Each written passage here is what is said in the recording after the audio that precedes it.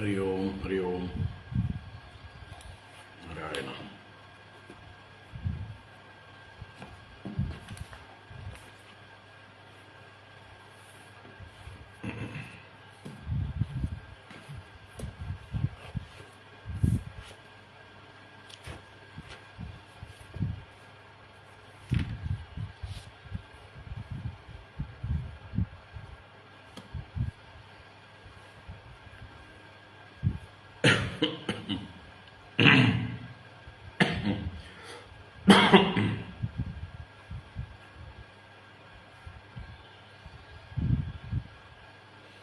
ഹരി ഓം ഹരി ഓം. എല്ലാവർക്കും നമസ്കാരം, എല്ലാവർക്കും സുപ്രഭാതം.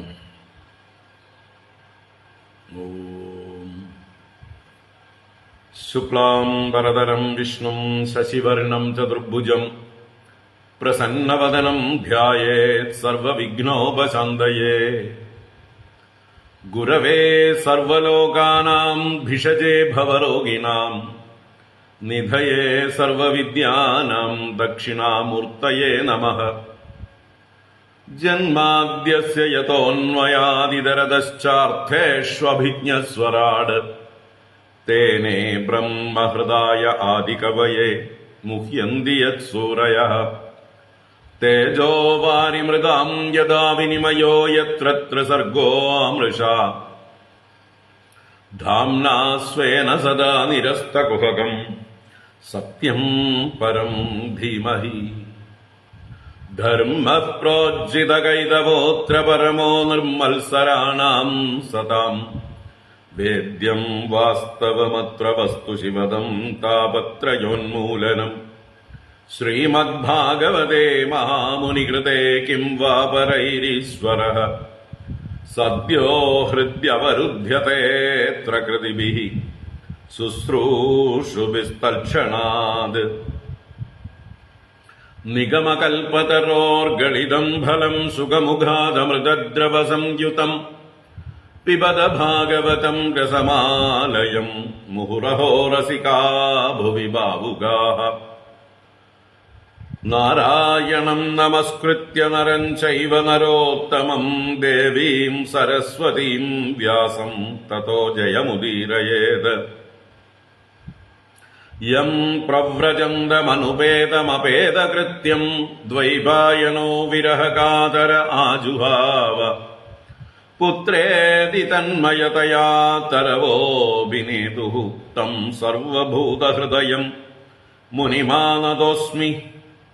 യസ്വാനുഭാവമഖിലശ്രുതിസാരമേകം അധ്യാത്മദീപമതിതിദീർഷതാം തമോന്ധം.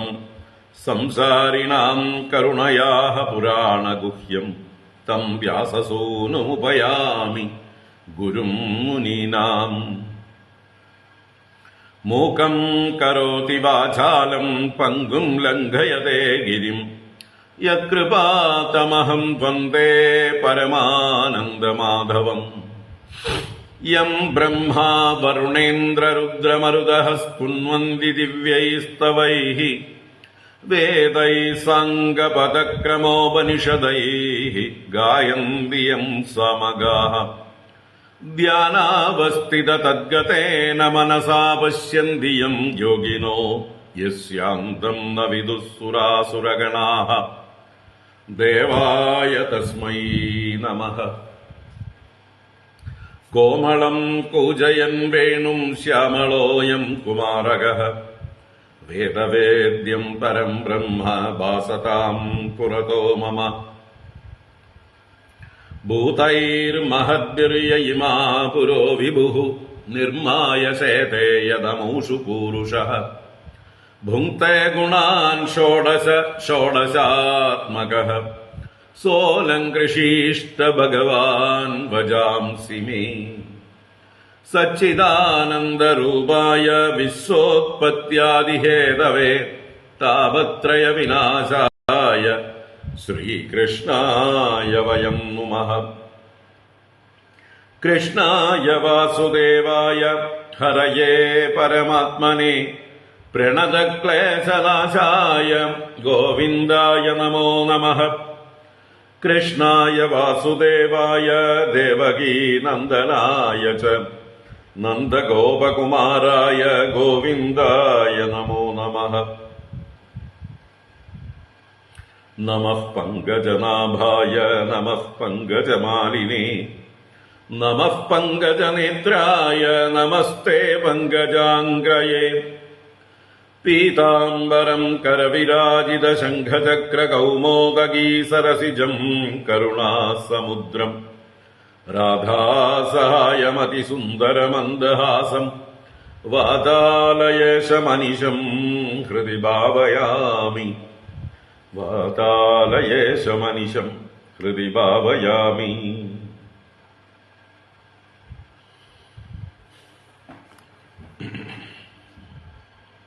ഓം നമോ ഭഗവതേ വാസുദേവായ. ഓം നമോ നാരായണായ.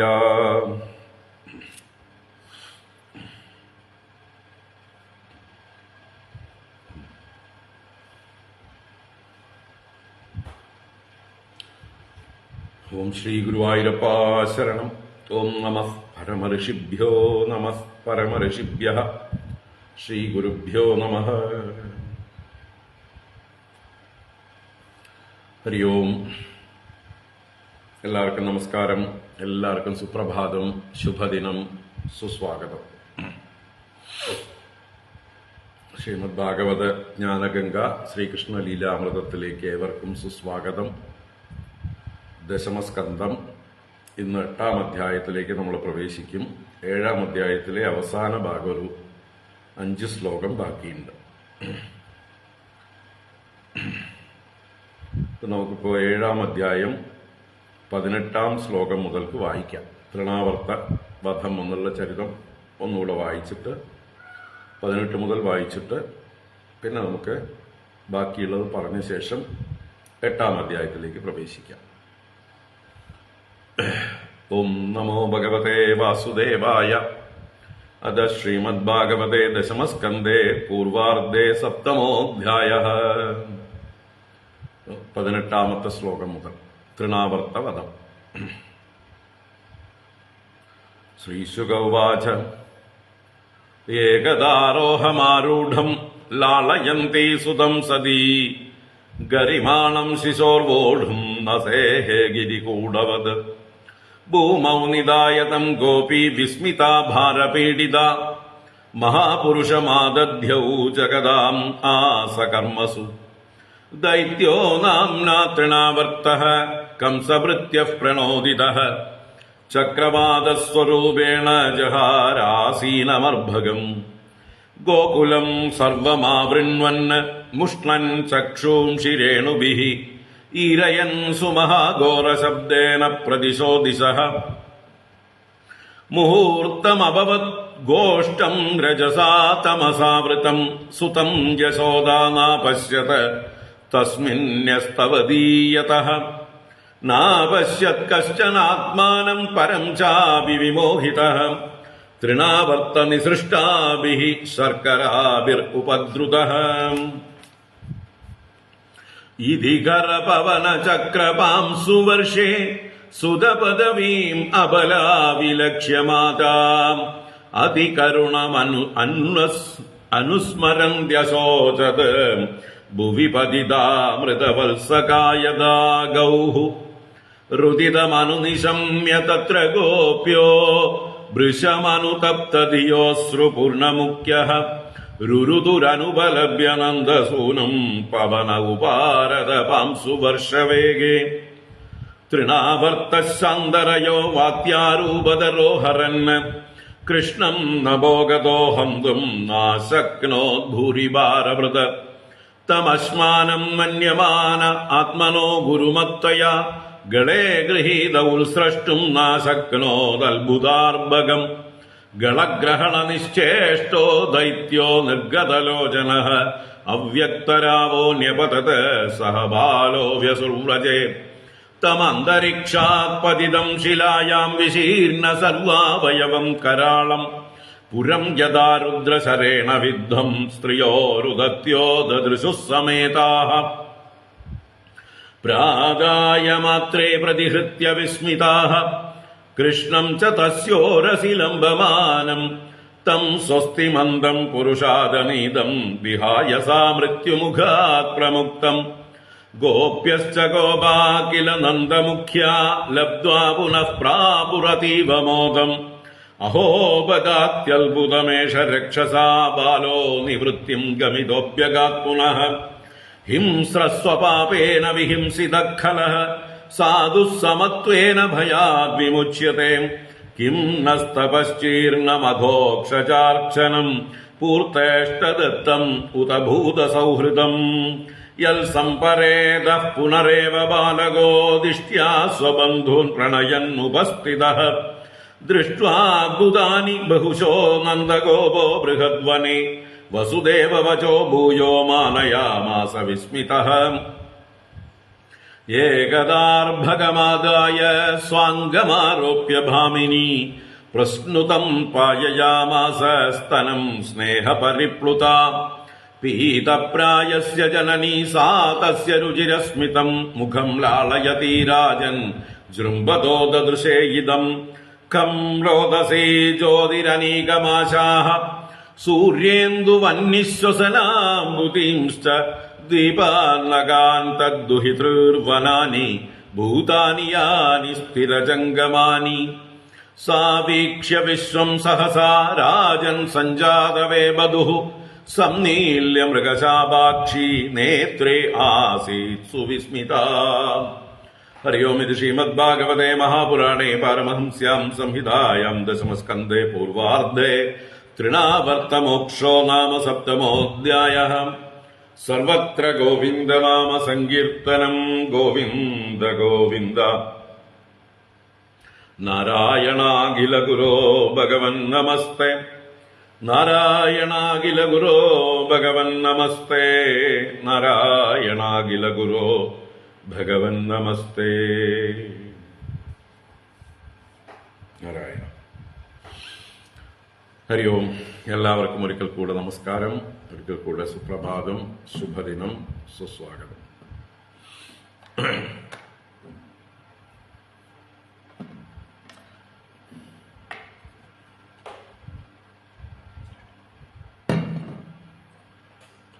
ഭാഗവത ജ്ഞാനഗംഗ ശ്രീകൃഷ്ണ ലീലാമൃതം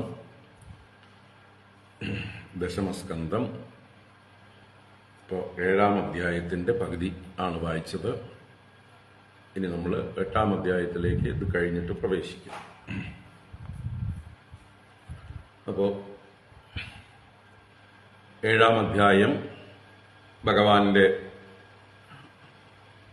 3-ാമത്തെ ജന്മനക്ഷത്രം, അഥവാ ഇവിടെ 3 എന്ന് പറയുമ്പോൾ 3-ാം മാസം, അല്ലെങ്കിൽ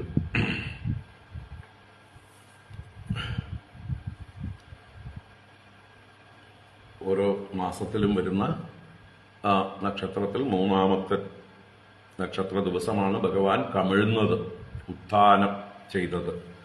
അപ്പോൾ ആ ദിവസം നടന്നതായിട്ടുള്ള ഒരു കഥയായിട്ടാണ് ശകടാസുരവധം പറഞ്ഞത്.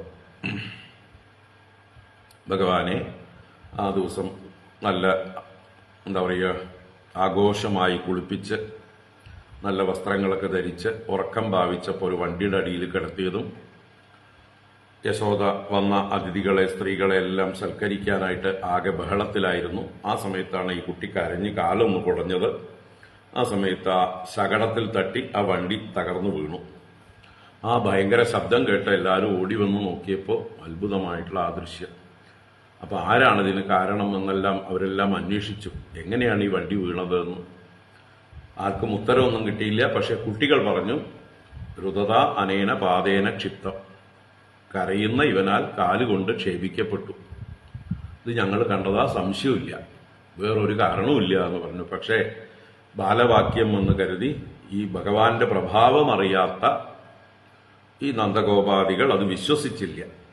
ഭഗവാനെ, ഈ കൊച്ചുകുട്ടിക്ക് ഈ കോമള പാദം കൊണ്ട് ഈ വണ്ടിയെ തകർക്കാനുള്ള കഴിവില്ല, ഇത് വേറെ ഏതോ ഒരു ഭൂതപ്രേത പിശാചുക്കളുടെ അല്ലോ വേറെ രക്ഷസുകളുടെ എന്തോ കളിയാണ്, എന്തോ ഭാഗ്യം കൊണ്ട് ഭഗവാൻ നമ്മുടെ കുട്ടിയെ രക്ഷിച്ചു എന്ന് വിചാരിച്ചുകൊണ്ട് ആ കുട്ടിക്ക് വേണ്ട രക്ഷാകർമ്മങ്ങളൊക്കെ ചെയ്തു എന്ന് ശകടാസുരവധം നമ്മൾ വിസ്തരിച്ച് കണ്ടു. അതിനുശേഷം ഉണ്ടായ കഥയാണ് തൃണാവർത്തവധം. അത് ഭഗവാന് 1 വയസ്സായപ്പോഴാണ് നടന്നതെന്ന് മറ്റ് പല പുരാണങ്ങളിലും സൂചിപ്പിച്ചിട്ടുണ്ട്.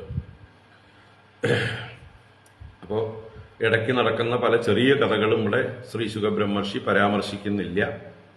അത് മറ്റു കവികൾക്ക് അവസരം കൊടുക്കുകയാണ്. വേണമെങ്കിൽ എത്ര വേണമെങ്കിൽ അതിൻ്റെ ഇടയ്ക്ക് തിരുക അല്ലേ. ഭഗവാൻ ഏതൊക്കെ ലീലകൾ ഈ പ്രായത്തിൽ ചെയ്തു എന്നുള്ളത് ആർക്ക് വേണമെങ്കിലും ഇടയിൽ തിരികെ വർണ്ണിക്കാവുന്നതാണ്. അങ്ങനെയാണ് നമ്മുടെ ഒരുപാട് ശ്രീകൃഷ്ണ കർണാമൃതകാരന്മാർ അല്ലേ. നമ്മുടെ വില്ലുമംഗലത്തിന്റെ ശ്രീകൃഷ്ണ കർണാമൃതവും പൂന്താനത്തിന്റെ ശ്രീകൃഷ്ണ കർണാമൃതവും മറ്റു പലരും ശ്രീകൃഷ്ണ ലീലാമൃതങ്ങളും ഒക്കെ രചിച്ചിട്ടുണ്ട്. അതുപോലെ ചെറുശ്ശേരിയെ പോലെയുള്ളവർ കൃഷ്ണഗാഥയിൽ കുറെ കൂട്ടിയൊക്കെ വർണ്ണിച്ചിട്ടുണ്ട്. നമ്മുടെ ഭാഗവതത്തിലുള്ളതിനേക്കാൾ ഭാഗവതത്തിന്റെ ദശമസ്കന്ധത്തിന്റെ ഒരു അവതരണമാണ് ചെറുശ്ശേരിയുടെ കൃഷ്ണഗാഥ. അതുപോലെ കുഞ്ചൻ നമ്പ്യാര് ശ്രീകൃഷ്ണചരിതം മണിപ്രവാളത്തിൽ വർണ്ണിച്ചിട്ടുണ്ട്. അപ്പൊ ഇതിലെല്ലാം തന്നെ അഡീഷണൽ ആയിട്ടുള്ള കഥകളുണ്ട്. ഇതൊക്കെ പലതും പത്മപുരാണം അല്ലെങ്കിൽ ബ്രഹ്മവൈവർത്ത പുരാണം, ഹരിവംശം മുതലായ പുരാണങ്ങളിലൊക്കെ സൂചനകളുണ്ട്. അതിൽ നിന്നൊക്കെ എടുത്തിട്ടാണ് ഇവരും കുറച്ചുകൂടി അവരുടെ മനോധർമ്മവും കൂടി ചേർത്ത് നമ്മളെ രസിപ്പിക്കാനായിക്കൊണ്ട്. കാരണം ഭഗവാന്റെ കഥ എത്ര കേട്ടാലും നമുക്ക് മതിയാവില്ല. അങ്ങനെയുള്ള പല അത്ഭുത ലീലകളും കേൾക്കുന്തോറും സന്തോഷമാണ്. അപ്പോൾ ഓരോരുത്തർക്കും അതുപോലെ പിന്നീടുണ്ടായിട്ടുള്ള പല കീർത്തനകർത്താക്കളും അല്ലേ. നമ്മുടെ തായേ യശോദ ഉന്തൻ ആയർ കുലത്തുദിത്ത മായൻ ഗോപാലകൃഷ്ണൻ ചെയ്യും ജാലത്തെ കേളടി തായേ എന്നുള്ള ആ പാട്ടുകളൊക്കെ, ഉത്തുക്കാട് വെങ്കടസുബ്ബയ്യർ അതുപോലെയുള്ള കവികളൊക്കെ ഭഗവാന്റെ ലീലകളെ പിന്നെയും പിന്നെയും വർണ്ണിച്ചിട്ടുണ്ട്. അവരുടെ ഭാവന കൊണ്ട് വർണ്ണിച്ചിട്ടുണ്ട്. അപ്പോ എല്ലാവർക്കും വർണ്ണിക്കാം. എല്ലാവർക്കും അവരുടെ മനസ്സിൽ ഭഗവാനെ കാണാം. ഭഗവാൻ കാണിച്ചു കൊടുക്കും. ഭക്തി വർദ്ധിക്കുമ്പോൾ ഭഗവാൻ ഏതൊക്കെ ലീലകൾ എപ്പൊക്കെ ചെയ്തിട്ടുണ്ട് എന്നുള്ളത് ഭഗവാൻ കാണിച്ചു കൊടുക്കും. അത് എന്താ പറയുക, ശ്രീകൃഷ്ണ ലീലകളായതുകൊണ്ട്, അത്ഭുത ലീലകളായതുകൊണ്ട് എവിടെയും ഫിറ്റ് ആവുകയും ചെയ്യും. അതിനെ നമുക്ക് നിഷേധിക്കേണ്ട കാര്യമൊന്നും വരില്ല. ഹേയ് ഭഗവാൻ അങ്ങനെ ചെയ്യില്ല എന്നൊന്നും പറയേണ്ട കാര്യമില്ല. ഭഗവാൻ എന്തും ചെയ്യും. ഇല്ല, വികൃതി കൊടുക്കുകയാണ്. അപ്പൊ ഭഗവാൻ ചെയ്യാത്തതായിട്ടൊന്നുമില്ല. അപ്പൊ എങ്ങനെ വേണമെങ്കിൽ അതിനെ നമുക്ക് ന്യായീകരിക്കാം. അപ്പൊ ഇവിടെ ധാരാളം ഗ്യാപ്പ് ഉണ്ട്. എന്തിന്? ഏത് കവിക്കും ഭഗവാന്റെ ഏത് കഥയും ഇടയിൽ ചേർക്കാനായിട്ട്. ഇവിടെ 1-ാമത്തെ വയസ്സിലാണ് തൃണാവർത്തവധം. അതിന്റെ മുമ്പാണ് നാമകരണം. പക്ഷെ ഈ തൃണാവർത്ത വധം കഴിഞ്ഞിട്ടാണ് നാമകരണം പറയുന്നത് ഉള്ള ശ്രീ ശുകബ്രഹ്മർഷി. നാമകരണത്തിന് ചില നിശ്ചയങ്ങളൊക്കെ ഉണ്ട്. ഒന്നുകിൽ 11-ാം ദിവസം, അല്ലെങ്കിൽ 12-ാം ദിവസം, അല്ലെങ്കിൽ എന്താ പറയുക 100-ാം ദിവസം, അല്ലെങ്കിൽ 6 മാസം തികയുന്നതിന്റെ ആ സമയത്ത്. ഇങ്ങനെയൊക്കെ വ്യവസ്ഥകളുണ്ട്. അപ്പൊ എന്തായാലും 1 വയസ്സാവാൻ കാത്തിരിക്കില്ല വസുദേവര്. അതിനു മുമ്പാണ്, ഈ തൃണാവർത്തവധത്തിന് മുമ്പാണ്, 100-ാം ദിവസമാണ് ഭഗവാന്റെ നാമകരണം നടന്നത് എന്ന് പലയിടത്തും സൂചനകളുള്ളതായിട്ട് ആചാര്യന്മാർ പറയുന്നു. അപ്പൊ 90-ാം ദിവസം ശകടാസുരവധം കഴിഞ്ഞു, 100-ാം ദിവസം നാമകരണം. അതിനുശേഷം പിന്നീട് നടന്നതാണ് തൃണാവർത്തവധം. അപ്പൊ ഇങ്ങനെയൊക്കെ എന്താ പറയുക, ഇവിടെ ഭഗവാന്റെ കഥ പറയുമ്പോൾ പരീക്ഷിത്ത് ശുകബ്രഹ്മർഷിക്കൊരു സീക്വൻസ് ആയിട്ട് പറയുക, ആ ക്രോണോളജിക്കൽ ഓർഡറിൽ പറയുക എന്നൊന്നും നിർബന്ധമില്ല. ഭാഗവതത്തിൽ ഒട്ടും അത് പാലിക്കപ്പെട്ടിട്ടില്ല. ക്രോണോളജിക്കൽ ഓർഡർ അഥവാ കാലക്രമം അല്ല ഇതിൽ പാലിക്കപ്പെട്ടിട്ടുള്ളത്. അപ്പപ്പോ അദ്ദേഹത്തിന്റെ ഉള്ളിൽ മനോമുകുരത്തിൽ പ്രകാശിക്കുന്നതായിട്ടുള്ള കഥകളാണ് അദ്ദേഹം പറഞ്ഞിട്ടുള്ളത്. അതിന് ഓരോ കാരണങ്ങളുണ്ടാവും. അതിന് ശാസ്ത്രീയമായിട്ടുള്ള അടിത്തറയുണ്ടാവും. ഓരോ കഥകളെയും എങ്ങനെ ബന്ധിപ്പിക്കണം എന്ന് ശാസ്ത്ര തത്വങ്ങൾക്കനുസരിച്ചിട്ടായിരിക്കും അദ്ദേഹം ആ കഥകളൊക്കെ അവതരിപ്പിച്ചിട്ടുണ്ടാവുക. അത് നമ്മൾ മനനം ചെയ്ത് കണ്ടെത്തേണ്ടതാണ്. അപ്പൊ എന്തായാലും അങ്ങനെ തൃണാവർത്തൻ എന്ന അസുരൻ വന്ന് ഭഗവാനെ പൊക്കിക്കൊണ്ടുപോയതും എല്ലാവരും യശോദയും ഗോപികമാരും എല്ലാം വാവിട്ട് നിലവിളിച്ച് കരഞ്ഞു തെരഞ്ഞതും യശോദ മോഹാത്സ്യപ്പെട്ട് വീണതും പിന്നീട് ഭഗവാൻ ആരും അറിയാത്ത രീതിയിൽ ഒരു ശബ്ദം പോലും പുറത്ത് കേൾക്കാത്ത രീതിയിൽ ആ തൃണാവർത്തന്റെ തൊണ്ടയ്ക്ക് പിടിച്ച് കഴുത്തിന് പിടിച്ച് ശ്വാസം മുട്ടിച്ച് തന്നെ കൊന്നു. ശബ്ദം പോലും അദ്ദേഹത്തിന് പുറപ്പെടുവിക്കാൻ വയ്യാത്ത രീതിയിൽ അങ്ങനെ മൃതശരീരനായി വലിയൊരു ശരീരത്തോടുകൂടി പാറപ്പുറത്ത് പതിച്ച് ചതഞ്ഞരഞ്ഞ് ചീർണമായി ഛിന്ന ഭിന്നമായ ശരീരത്തോടുകൂടി കിടന്നു. അതിന്റെ മുകളിൽ ഭഗവാനും കിടന്നു. ഗോപികമാര് ഓടിച്ചെന്ന ആ മലയിൽ കയറി ഉണ്ണിയെ എടുത്തോണ്ട് വന്ന കഥയൊക്കെ പറഞ്ഞു. അപ്പോ ഈ കുട്ടി മരിച്ചു എന്ന് തന്നെ കരുതി തിരിച്ചു വന്നതിനെ അത്ഭുതമായിട്ട് എല്ലാവരും സന്തോഷിച്ചു. അത്യത്ഭുതം ഏഷ രക്ഷസാ ബാലോ നിവൃത്തിംഗമിത അഭ്യഗാത് പുനഃ. ഈ ബാലൻ യമലോകത്തേക്ക് നിവൃത്തിംഗമിത നിവൃത്തി ലോകത്തിലേക്ക് ഗമിക്കപ്പെട്ടവനാണ്. എന്നാൽ പുനഃ അഭ്യഗാത വീണ്ടും തിരിച്ചു വന്നിരിക്കുന്നു എന്ന് പറഞ്ഞ് ഈ സന്ദർഭത്തിൽ ഒരു ന്യായം കൊടുത്തു. ഒരു ഹിംസഃ സ്വപാപേന വിഹിംസിത കലഹ. ആ ഹിംസ ചെയ്യുന്ന ദുഷ്ടനായിട്ടുള്ള ആ രാക്ഷസൻ സ്വപാപേന വിഹിംസിത, അവൻ അവന്റെ പാപം കൊണ്ട് സ്വയം നശിച്ചു. എന്നാൽ സാധു സമത്വേന ഭയാത് വിമുച്യത്തെ. സജ്ജനങ്ങള് അവരുടെ സമത്വഭാവം കൊണ്ട്, ഈശ്വരനിലുള്ള സമർപ്പണഭാവം കൊണ്ട് അവരെല്ലാ ഭയങ്ങളിൽ നിന്നും മുക്തരായിത്തീരുന്നു എന്നൊരു പഴഞ്ചൊല്ലും കൂടി ഈ സന്ദർഭത്തിൽ അവര് അവതരിപ്പിച്ചു. എന്തായാലും നമ്മൾ എന്ത് തപസ്സാണ് ചെയ്തത്, നമ്മൾ ഏത് പൂജയാണ് ചെയ്തത്, എന്ത് പൂർത്തകർമ്മങ്ങൾ അഥവാ ഇഷ്ടകർമ്മങ്ങളോ ദത്തകർമ്മങ്ങളോ ചെയ്തിട്ടുണ്ടോ, ഭൂതങ്ങൾക്ക് സേവ ചെയ്തിട്ടുണ്ടോ, എന്തെന്നാൽ മരിച്ചുപോയതായിട്ടുള്ള ഈ ബാലൻ വീണ്ടും തിരിച്ചു വന്നിരിക്കണു. ഭാഗ്യം ഭാഗ്യം. ആ കുട്ടിയുടെ ബന്ധുക്കളെ സന്തോഷിപ്പിച്ചുകൊണ്ട് തിരിച്ചു വന്നിരിക്കുന്നു. ദിഷ്ട്യാ സ്വബന്ധൂൻ പ്രണയൻ ഉപസ്ഥിത എന്ന് പറഞ്ഞുകൊണ്ട് ഈ ഉണ്ണിയെ തിരിച്ചു കിട്ടിയ സന്തോഷം എല്ലാവരും നല്ലോണം പ്രകടിപ്പിച്ചു. പിന്നീട് ആ ഉണ്ണിക്ക് മുമ്പ് ചെയ്തതുപോലെ തന്നെയുള്ളതായിട്ടുള്ള രക്ഷാകർമ്മങ്ങളൊക്കെ ചെയ്തു. ബ്രാഹ്മണർക്ക് ദാനങ്ങളൊക്കെ ചെയ്ത് ബ്രാഹ്മണരെ കൊണ്ട് ആശീർവാദങ്ങളൊക്കെ ചെയ്യിപ്പിച്ചു. അതുപോലെ രക്ഷാഹോമങ്ങളൊക്കെ ചെയ്യിപ്പിച്ചു, പൂജകളൊക്കെ ചെയ്യിപ്പിച്ചു എന്നൊക്കെ ഉള്ളത് മനസ്സിലാക്കേണ്ടതാണ്. അതപ്പം മുറക്കി നടക്കുന്നുണ്ട്. എന്താപത്തുണ്ടായാലും അതിനൊക്കെ അപ്പൊ തന്നെ പരിഹാരം പോലെ പ്രായശ്ചിത്തം പോലെയൊക്കെയുള്ള കർമ്മങ്ങളൊക്കെ ചെയ്യും എന്നർത്ഥം. അപ്പൊ ഇങ്ങനെയുള്ള ആ തൃണാവർത്ത വധം എന്നുള്ള കഥയാണ് നമ്മൾ ഇന്നലെ 32-ാം ശ്ലോകം വരെ കണ്ടത്. അതിന്റെ അവസാന ഒരു ശ്ലോകം കൂടി. ദൃഷ്ട്വാദ്ഭുതാനി ബഹുശോ നന്ദഗോപോ ബൃഹദ്വനെ വസുദേവ വചോ ഭൂയോ മാനയാമാസ വിസ്മിതഃ. ദൃഷ്ട്വാദ്ഭുതാനി ബഹുശോ നന്ദഗോപോ ബൃഹദ്വനെ വസുദേവ വചോ ഭൂയോ മാനയാമാസ വിസ്മിതഃ. ആ നന്ദഗോപഃ ബൃഹദ്വനെ,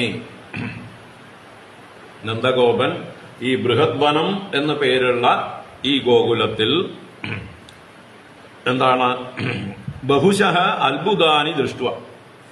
ബഹുശഃ പല പ്രാവശ്യം അനേക അത്ഭുതങ്ങൾ ഇങ്ങനെ നിരനിരയായിട്ട് സംഭവിക്കുന്നത് ദർശിച്ചിട്ട്, പൂതനാമോക്ഷം, ശകടാസുര ഭഞ്ജനം, തൃണാവർത്ത മോക്ഷം, 3 കഥകള് നമ്മൾ കണ്ടു കഴിഞ്ഞു വിസ്തരിച്ച്.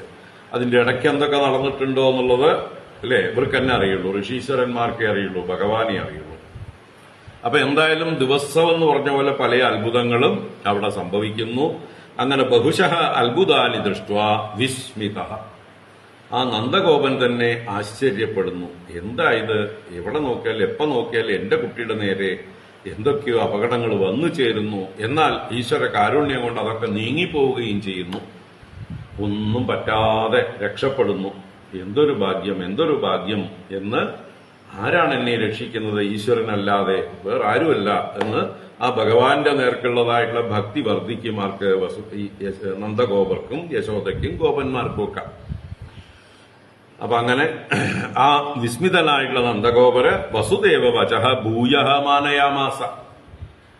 വസുദേവൻ താൻ അവിടെ ചെന്നപ്പോ, മധുരാപുരിയിൽ ചെന്നപ്പോ പറഞ്ഞില്ലേ, ഇവിടെ ഗോകുലത്തിൽ എന്തൊക്കെയോ ഉൽപാദങ്ങൾ ഞാൻ കാണുന്നുണ്ട്, സൂക്ഷിച്ചിരിക്കണം എപ്പോഴും, അപകടകരമായിട്ടുള്ള കാലമാണ്, ജാഗ്രത വേണം, ഉണ്ണികളെ നല്ലോണം ശ്രദ്ധിക്കണം എന്നൊക്കെ സൂചിപ്പിച്ചിട്ടുണ്ടാവും.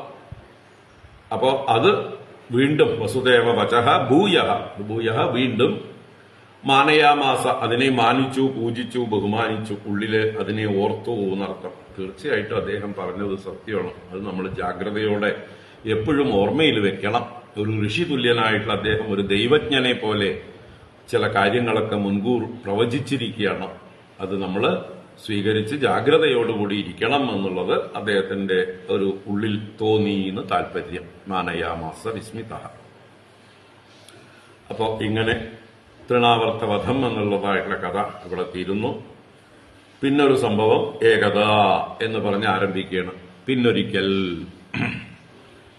ഏകദാർഭകമാദായ സ്വാംഗമാരോപ്യ ഭാമിനി പ്രശ്നുതം പായയാമാസ സ്ഥനം സ്നേഹപരിപ്ലുത.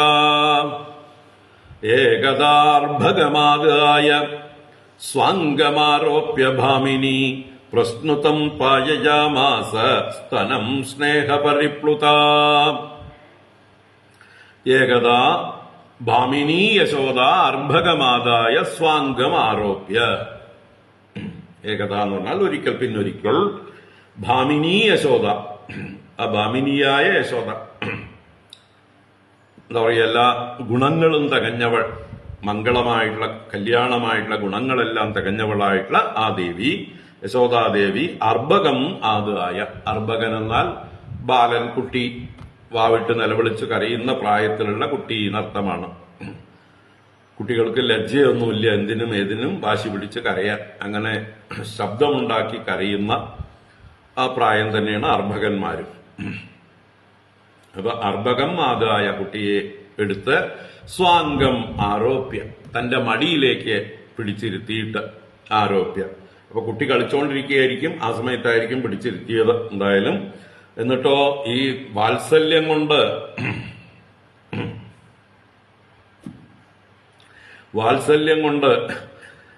അമ്മയുടെ സ്തനങ്ങൾ, പ്രശ്നുതം സ്തനം, പ്രകർഷേണ സ്നുതമായിരിക്കുന്ന സ്തനം, നന്നായി ഒഴുകണം. വാത്സല്യം, എന്താ പറയുക, നമ്മള് പശുക്കളുടെയൊക്കെ കാണാം അല്ലേ, കുറെ നേരം കറക്കാതിരുന്നു കഴിഞ്ഞാല് അതിന്റെ അകിട് നിറഞ്ഞിട്ട് പാല് ചുരക്കുന്നത് കാണാം, ഒഴുകിക്കൊണ്ടേയിരിക്കുന്നത് കാണാം. അപ്പൊ അതുപോലെ ഇവിടെ അമ്മമാർക്കൊക്കെ ആ വാത്സല്യമുണ്ട്. അമ്മമാരുടെ സ്ഥലങ്ങളൊക്കെ കുട്ടികൾക്ക് കുറച്ചു നേരം പാല് കൊടുത്തില്ലെങ്കിൽ, കുറച്ചു നേരം കുട്ടികളെ കാണാതിരുന്നാൽ ഒക്കെ അങ്ങനെ തന്നെ ശ്രവിക്കും. പ്രശ്നുതം, ഇതൊന്നും അമ്മമാരോട് പറയേണ്ട കാര്യമില്ല അല്ലെ. പ്രശ്നുതം സ്തനം സ്നേഹപരിപ്ലുത പായയാമാസ. സ്നേഹത്തിൽ മുങ്ങിയവളായിട്ട് പാനം ചെയ്യിപ്പിച്ചു. മകനെ മടിയിലിരുത്തി തന്റെ പാല് ചൊരക്കുന്നതുകൊണ്ട് കുട്ടിയെ കുടിപ്പിക്കുകയാണ്. കുട്ടിക്ക് ആവശ്യമുണ്ടോ ഇല്ലയോ എന്നുള്ളതല്ല, തന്റെ ഉള്ളിൽ നിന്ന് വാത്സല്യ പാലിങ്ങനെ ചൊരക്കുകയാണ്. അപ്പൊ കുട്ടിയെ നിർബന്ധിച്ച് മടിയിൽ പിടിച്ചിരുത്തിയിട്ട് നീ ഇത്തിരി കുടിക്കുക എന്ന് പറഞ്ഞ് കുട്ടിയെ നിർബന്ധിച്ച് കുടിക്കണം. ഈ വെറുതെ പോകുന്ന പാലൊക്കെ നിനക്കുള്ളതാണ് എന്ന മട്ടില് ആ അമൃത് പോലെയുള്ള പാലിനെ കുടിപ്പിച്ചു. പീതപ്രായസ്യ ജനനി സാ തസ്യ രുചിരസ്മിതം മുഖം ലാളയതി രാജൻ ജൃംഭദോ ദദൃശേ ഇദം. പീതപ്രായസ്യ ജനനി സാ തസ്യ രുചിരസ്മിതം മുഖം ലാളയതി രാജൻ ജൃംഭദോ ദദൃശേ ഇദം. അങ്ങനെ പീതപ്രായസ്യ എന്നാൽ പ്രായേണ പീതസ്യ നടത്തണം. ഒരുവിധം നന്നായി കുളിച്ചു കഴിഞ്ഞപ്പോൾ നടത്തണം. സാമാന്യം നന്നായിട്ട് കുടിച്ചു. പ്രായേണ പീതം, ഇത് പീതപ്രായം. അപ്പോ അല്ലയോ രാജാവേ, അങ്ങനെ ആ കുട്ടി നല്ലോണം വയറ് നിറച്ച് കുടിച്ചു കഴിഞ്ഞു. അങ്ങനെയുള്ള തസ്യ രുചിരസ്മിതം മുഖം ലാളയതി സാ ജനനി. രുചിരസ്മിതം, അപ്പോ കൃഷ്ണൻ സന്തോഷമായിട്ട് ചിരിക്കുന്നുണ്ട്. പേരിട്ടിട്ടില്ല, ഉണ്ണി അല്ലെ. ആ യശോദയുടെ മടിയിൽ ഇരുന്നു കൊണ്ട് അമ്മയുടെ മുഖത്ത് നോക്കി ചിരിക്കുന്നുണ്ട്. അമ്മയോ പലതും കൊഞ്ചിച്ചുകൊണ്ട് ലാളിക്കുന്നുണ്ട്. ആ മുഖം നോക്കിക്കൊണ്ട് ലാളിക്കുന്നു. മുഖം ലാളയതി, മുഖത്ത് അല്ലെ പലതരത്തില് തലോടുകയോ ഇക്കിളിപ്പെടുത്തുകയോ തടവുകയോ നുള്ളുകയോ ഒക്കെ ചെയ്തുകൊണ്ടും ഉമ്മ വയ്ക്കുകയും ഒക്കെ ചെയ്തുകൊണ്ടും പലതരത്തിൽ മുഖത്തെ ലാളിക്കുന്നു. അങ്ങനെ ലാളിക്കുന്ന സാ ജനനി ജൃംഭതഃ ഇദം ദദൃശ്. ജൃംഭത, ജൃംഭിക്കുക എന്ന് പറഞ്ഞാൽ വായ തുറക്കുക, കോട്ടുവായിടുക എന്നൊക്കെ അർത്ഥമാണ്. കോട്ടുവായിടാൻ വേണ്ടി വായ നല്ലോണം തുറക്കുന്നതിനാണ് ജൃംഭണം എന്ന് പറയാം. അപ്പൊ ജൃംഭത, ആ വായ തുറന്ന ആ ഉണ്ണിക്കണ്ണന്റെ വായില് ഇതം ദൃശ്യേ, ഈ ദൃശ്യം കണ്ടു എന്നാണ്. അപ്പൊ ആ ദൃശ്യത്തെ കുറിച്ച് ചുരുക്കി പറയണം. ഖം രോദസീ ജ്യോതിരനീകമാശാഃ സൂര്യേന്ദുവന്നിശ്വസനാംബുദീംശ്ച ദീപാന്നഗാൻ തദ്ദുഹിതൃർവനാനി ഭൂതാനി യാനി സ്ഥിരജംഗമാനി. ഖം രോദസീ ജ്യോതിരനീകമാശാഃ സൂര്യേന്ദുവന്നിശ്വസനാംബുദീംശ്ച ദീപാന്നഗാൻ തദ്ദുഹിതൃർവനാനി ഭൂതാനി യാനി സ്ഥിരജംഗമാനി. ആ ഉണ്ണിയുടെ വായില് എന്താ കണ്ടത്, എന്തൊക്കെയാണ് കണ്ടത് എന്ന് വർണ്ണിക്കുകയാണ് ജനറത്തിൽ കണ്ടത്. ഖം രോദസി ജ്യോതിഹി അനീകം ആശാ. ഖം എന്നാൽ നല്ല വിസ്തൃതമായ ആകാശം. ആ ആകാശം മുഴുവൻ വായിൽ കാണുന്നു. രോദസി എന്ന് പറഞ്ഞാൽ ഭൂമി, സ്വർഗം മുതലായ ഭാഗങ്ങൾ. ദ്യാവാ പൃഥിവി എന്ന് പറയുന്ന ആ ഭൂമിയും സ്വർഗവും എന്നുള്ള അർത്ഥത്തില് ആ ഭാഗങ്ങളൊക്കെ കാണുന്നു. അതുപോലെ ജ്യോതിരനീകം, ജ്യോതിസ്സുകളുടെ സമൂഹം എന്ന് വെച്ചാൽ ജ്യോതിർമണ്ഡലം, നക്ഷത്രങ്ങളുടെയൊക്കെ സമൂഹം. 27 നക്ഷത്രങ്ങളും മറ്റുള്ള ഏതൊക്കെ ഗ്രഹങ്ങളും ജ്യോതിർഗോളങ്ങളുണ്ടോ എല്ലാറ്റിനെയും ഈ കുട്ടിയുടെ വായിൽ കാണുകയാണ്. ജ്യോതിരനീകം. ആശാഹ, ദിക്കുകള്, 8 ദിക്കുകളും കാണുന്നു. സൂര്യ ഇന്ദു വന്നി ശ്വസന അംബുദീൻ. സൂര്യൻ എന്ന് പറയുമ്പോൾ ആ സൂര്യനും സൂര്യമണ്ഡലങ്ങളും ചുറ്റുപാടുള്ളതായിട്ടുള്ള ഭാഗങ്ങളൊക്കെ കാണുന്നു. ഇന്ദു എന്ന് പറയുമ്പോൾ ചന്ദ്രമണ്ഡലം കാണുന്നു. വന്നി എന്ന് പറയുമ്പോൾ വന്യമണ്ഡലം എന്ന് പറയുന്ന മണ്ഡലമുണ്ട്. അതുപോലെ ശ്വസന എന്ന് പറയുമ്പോൾ വായുമണ്ഡലമുണ്ട്. അംബുദി എന്ന് പറയുമ്പോൾ സമുദ്രം, ജലമണ്ഡലം അല്ലെ. അപ്പൊ ഭൂമിയെ ആവരണം ചെയ്യുന്ന വിവിധങ്ങളായ മണ്ഡലങ്ങളാണിതെല്ലാം. അപ്പൊ ഇതിനെയെല്ലാം കാണുകയാണ്. ദീപാൻ, ദ്വീപുകളെ കാണുന്നുണ്ട്. ഏത് ദ്വീപുകള്? ജംബൂദ്വീപം മുതലായിട്ടുള്ള സപ്തദ്വീപുകള്. നഗാൻ, പർവ്വതങ്ങള് അല്ലെ, ഹിമാലയം മുതലായിട്ടുള്ള ആ പർവ്വതങ്ങളെയും. തദ്ദുഹിതൃഹ്, തദ്ദുഹിതൃഹ് എന്ന് പറഞ്ഞാല് ആ പർവ്വതങ്ങളുടെ പുത്രിമാര്. ആരാണ് പർവ്വതങ്ങളുടെ പുത്രിമാര്? നദികളെയാണ് പർവ്വതപുത്രി എന്ന് വിളിക്കുക. അപ്പോ ആ നദികളുടെ പുത്രിമാരായിട്ടുള്ള നദികളെയും, ഗംഗാദി നദികളെ, വനാനി, എല്ലാ വനങ്ങളും ഭഗവാന്റെ വായിൽ കാണുകയാണ്. സ്ഥിര ജംഗമാനി യാനി ഭൂതാനി, സ്ഥാവരങ്ങളും ജംഗമങ്ങളുമായിട്ടുള്ള ഏതേത് ഭൂതങ്ങളുണ്ടോ ഈ ലോകങ്ങളിൽ അതൊക്കെ ഈ കൃഷ്ണന്റെ വായിൽ അല്ലെങ്കിൽ വായിലൂടെ അനന്തമായ ഉദരത്തിലേക്ക് കണ്ണുപോകുകയാണ്. ഒരു എന്താ പറയുക, അത്ഭുത ലോകത്ത് എത്തിപ്പെട്ടതുപോലെയായി യശോദയുടെ അവസ്ഥ. ഒരു ഉണ്ണിയുടെ ചെറിയ വായല്ല ഇവിടെ കാണുന്നത്. ആ വായ അനന്തമായിട്ടുള്ള വ്യാപ്തിയോട് കൂടിയിട്ട് അതിന്റെ ഉള്ളിലൂടെ നോക്കുമ്പോ ലോകങ്ങളൊക്കെ അതിന്റെ ഉള്ളിലാണ്. ഭഗവാന്റെ ജഠരത്തിന്റെ സ്ഥാനത്താണ് ഇതെല്ലാം കാണുന്നത്. ഇങ്ങനെ അത്ഭുതമാകുന്ന കാഴ്ച ഈ കുട്ടിയുടെ വായിൽ കണ്ടു. ഇത് കണ്ടിട്ട് ആകെ പേടിയാണ് ഉണ്ടായത്. ആർക്ക്? യശോദയ്ക്ക്. അതിനെക്കുറിച്ചൊന്ന് ചിന്തിക്കാനോ നല്ലോണം നോക്കാനോ ഒന്നും തോന്നിയില്ല. വിശ്വരൂപനായ ഭഗവാൻ കാരുണ്യം കൊണ്ട് തന്റെ വിശ്വരൂപം കാണിച്ചു കൊടുത്തതാണ്. അമ്മ വിചാരിക്കുകയാണ് അമ്മ എന്റെ അമ്മയാണെന്ന്, അല്ലേ? അങ്ങനെയല്ല അമ്മേ, ഞാൻ അമ്മയുടെ അമ്മയും അച്ഛനും ഒക്കെയാണ് അമ്മേ എന്നുള്ള സൂചനയാണ് കൊടുക്കുന്നത്. എന്നിലാണമ്മേ ഈ ലോകങ്ങൾ മുഴുവൻ കുടികൊള്ളുന്നത്. ഞാനാണമ്മേ ഈ വിശ്വത്തിന് മുഴുവൻ ആധാരഭൂതൻ. അതുകൊണ്ട് എന്നെ നല്ലോണം ആശ്രയിച്ചോളൂ കേട്ടോ അമ്മേ എന്ന് സൂചിപ്പിക്കുന്നതാണ് ഭഗവാന്റെ ഈ ദർശനം. പക്ഷെ പക്വതയായിട്ടില്ലാത്തതുകൊണ്ട് യശോദ പെട്ടെന്ന് പേടിച്ച് കണ്ണടക്കിയാണ് ഉണ്ടാവുന്നത്. അത്രയ്ക്കേ അപ്പമായിട്ടുള്ളൂ. കുറച്ച് ഏകദേശം 1 വർഷമൊക്കെ അല്ലേ ആയിട്ടുള്ളൂ. അപ്പൊ ഉണ്ണിയെ ഉണ്ണിയായിട്ട് തന്നെ കണ്ട് ലാളിച്ച് ഈ ഒരു എന്താ പറയുക, ഇത്രയും വലിയൊരു ദർശനം ഉൾക്കൊള്ളാനുള്ള പാകത ആയിട്ടില്ല. ആ ദിവ്യ ചക്ഷുസ് അവർക്ക് ഉണ്ടായിട്ടില്ല, അല്ലേ? ഭഗവാൻ അർജുനോട് പറയുന്നില്ലേ, ദിവ്യം ദദാമിതേ ചക്ഷു പശ്യമേ യോഗമൈശ്വരം. എന്റെ ഐശ്വര്യ യോഗത്തെ കാണാനായിക്കൊണ്ട് നിനക്ക് ദിവ്യ ചക്ഷുസ് ഞാൻ തരാം എന്ന് പറഞ്ഞതുപോലെ ആ ഒരു ദർശനം, അതാണ് ദിവ്യ ചക്ഷുസ്. വിശ്വരൂപനായ ഭഗവാനെ ദർശിക്കാനായിട്ട് നമ്മുടെ കണ്ണുകൾ വികസിക്കണം. എങ്ങനെയാ കണ്ണുകൾ വികസിക്കുക? നമ്മുടെ അറിവ് കൊണ്ടാണ്, ബുദ്ധി കൊണ്ടാണ്. അപ്പൊ അത്ര പാകപ്പെട്ടിട്ടില്ല. ഒരു സൂചന മാത്രമേ ആയുള്ളൂ. ഇപ്പോ ഭഗവാൻ താൻ ആരെന്നുള്ള ഒരു ചെറിയ സൂചന. എന്താ അവിടെ പ്രത്യേകിച്ച് ഈ സമയത്ത് കാണിച്ചു കൊടുക്കുന്നത് വെച്ചാല്, കുറച്ചു മുമ്പാണ് ആ തൃണാവർത്തൻ വന്ന് കൊണ്ടുപോയത് അല്ലെ? അപ്പൊ അതിന് തൊട്ട് മുമ്പായിട്ട് അമ്മയ്ക്ക് മകന്റെ ഭാരം ചുമക്കാൻ വയ്യാത്തൊരവസ്ഥ കണ്ടു നമ്മള്.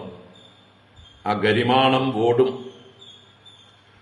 ആ ഭഗവാന്റെ ഗുരുത്വത്തെ വഹിക്കുവാനായിട്ട് ശക്തയായില്ല. അപ്പൊ വേഗം മകനെ താഴെ ഇറക്കി കിടത്തിയിട്ട് പോയി എന്ന് പറഞ്ഞില്ലേ? അപ്പോഴാണല്ലോ തൃണാവർത്തൻ വന്ന് കൊണ്ടുപോയത്. അപ്പൊ എന്താണ് കാരണം തന്റെ ഈ ഗരിമയ്ക്ക്, തന്റെ ഈ ഭാരാധിക്യത്തിന് എന്താണ് കാരണം എന്ന് സൂചിപ്പിക്കണം. താൻ ആരാ മോൻ? അഖിലാണ്ടകോടി ബ്രഹ്മാണ്ട നായകനാണ്. എന്റെ ഉള്ളിലാണ് അമ്മേ എല്ലാ ബ്രഹ്മാണ്ടങ്ങളും. അപ്പൊ പിന്നെ ഭാരം ഉണ്ടാവാതിരിക്കുവോ? എന്നിട്ടും ഞാൻ അമ്മയ്ക്ക് വേണ്ടി എത്ര ഭാരം കുറച്ചിട്ടാണ് അമ്മയുടെ മടിയിൽ ഇരിക്കുന്നത്. ഇത് അമ്മ മനസ്സിലാക്കൂ എന്ന് സൂചന കൊടുക്കാൻ വേണ്ടിയിട്ടാണ് ഈ ഒരു ദർശനം അമ്മയ്ക്ക് ഭഗവാൻ കൊടുക്കുന്നത്. അപ്പൊ അങ്ങനെയുള്ള ആ ദർശനം കണ്ട് ദേവി വേഗം കണ്ണടച്ചു എന്നാണ് കഥ എളുപ്പം കഴിഞ്ഞതുകൊണ്ട്. സാവീക്ഷ്യ വിശ്വം സഹസാ രാജൻ സഞ്ജാതവേപതു സമ്മീല്യ മൃഗശാപാക്ഷി നേത്രേ ആസീത് സുവിസ്മിത.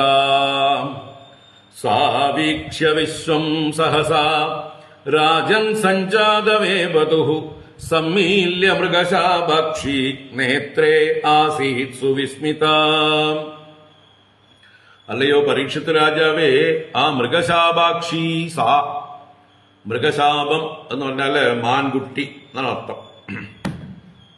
അപ്പൊ മാൻകുട്ടിയുടെ കണ്ണുകൾ പോലെ കണ്ണുകളോട് കൂടിയവൾ മൃഗശാപാക്ഷി എന്ന് പറഞ്ഞാലോ, മാനുകളെ മൊത്തത്തിൽ കണ്ണുകൾ എപ്പോഴും ചലിച്ചുകൊണ്ടേയിരിക്കുന്നതാണ്, പേടിക്കുന്ന കണ്ണുകളാണ്. എപ്പോഴും ഭയമുള്ള ജീവികളാണ് ഈ മാനുകൾ.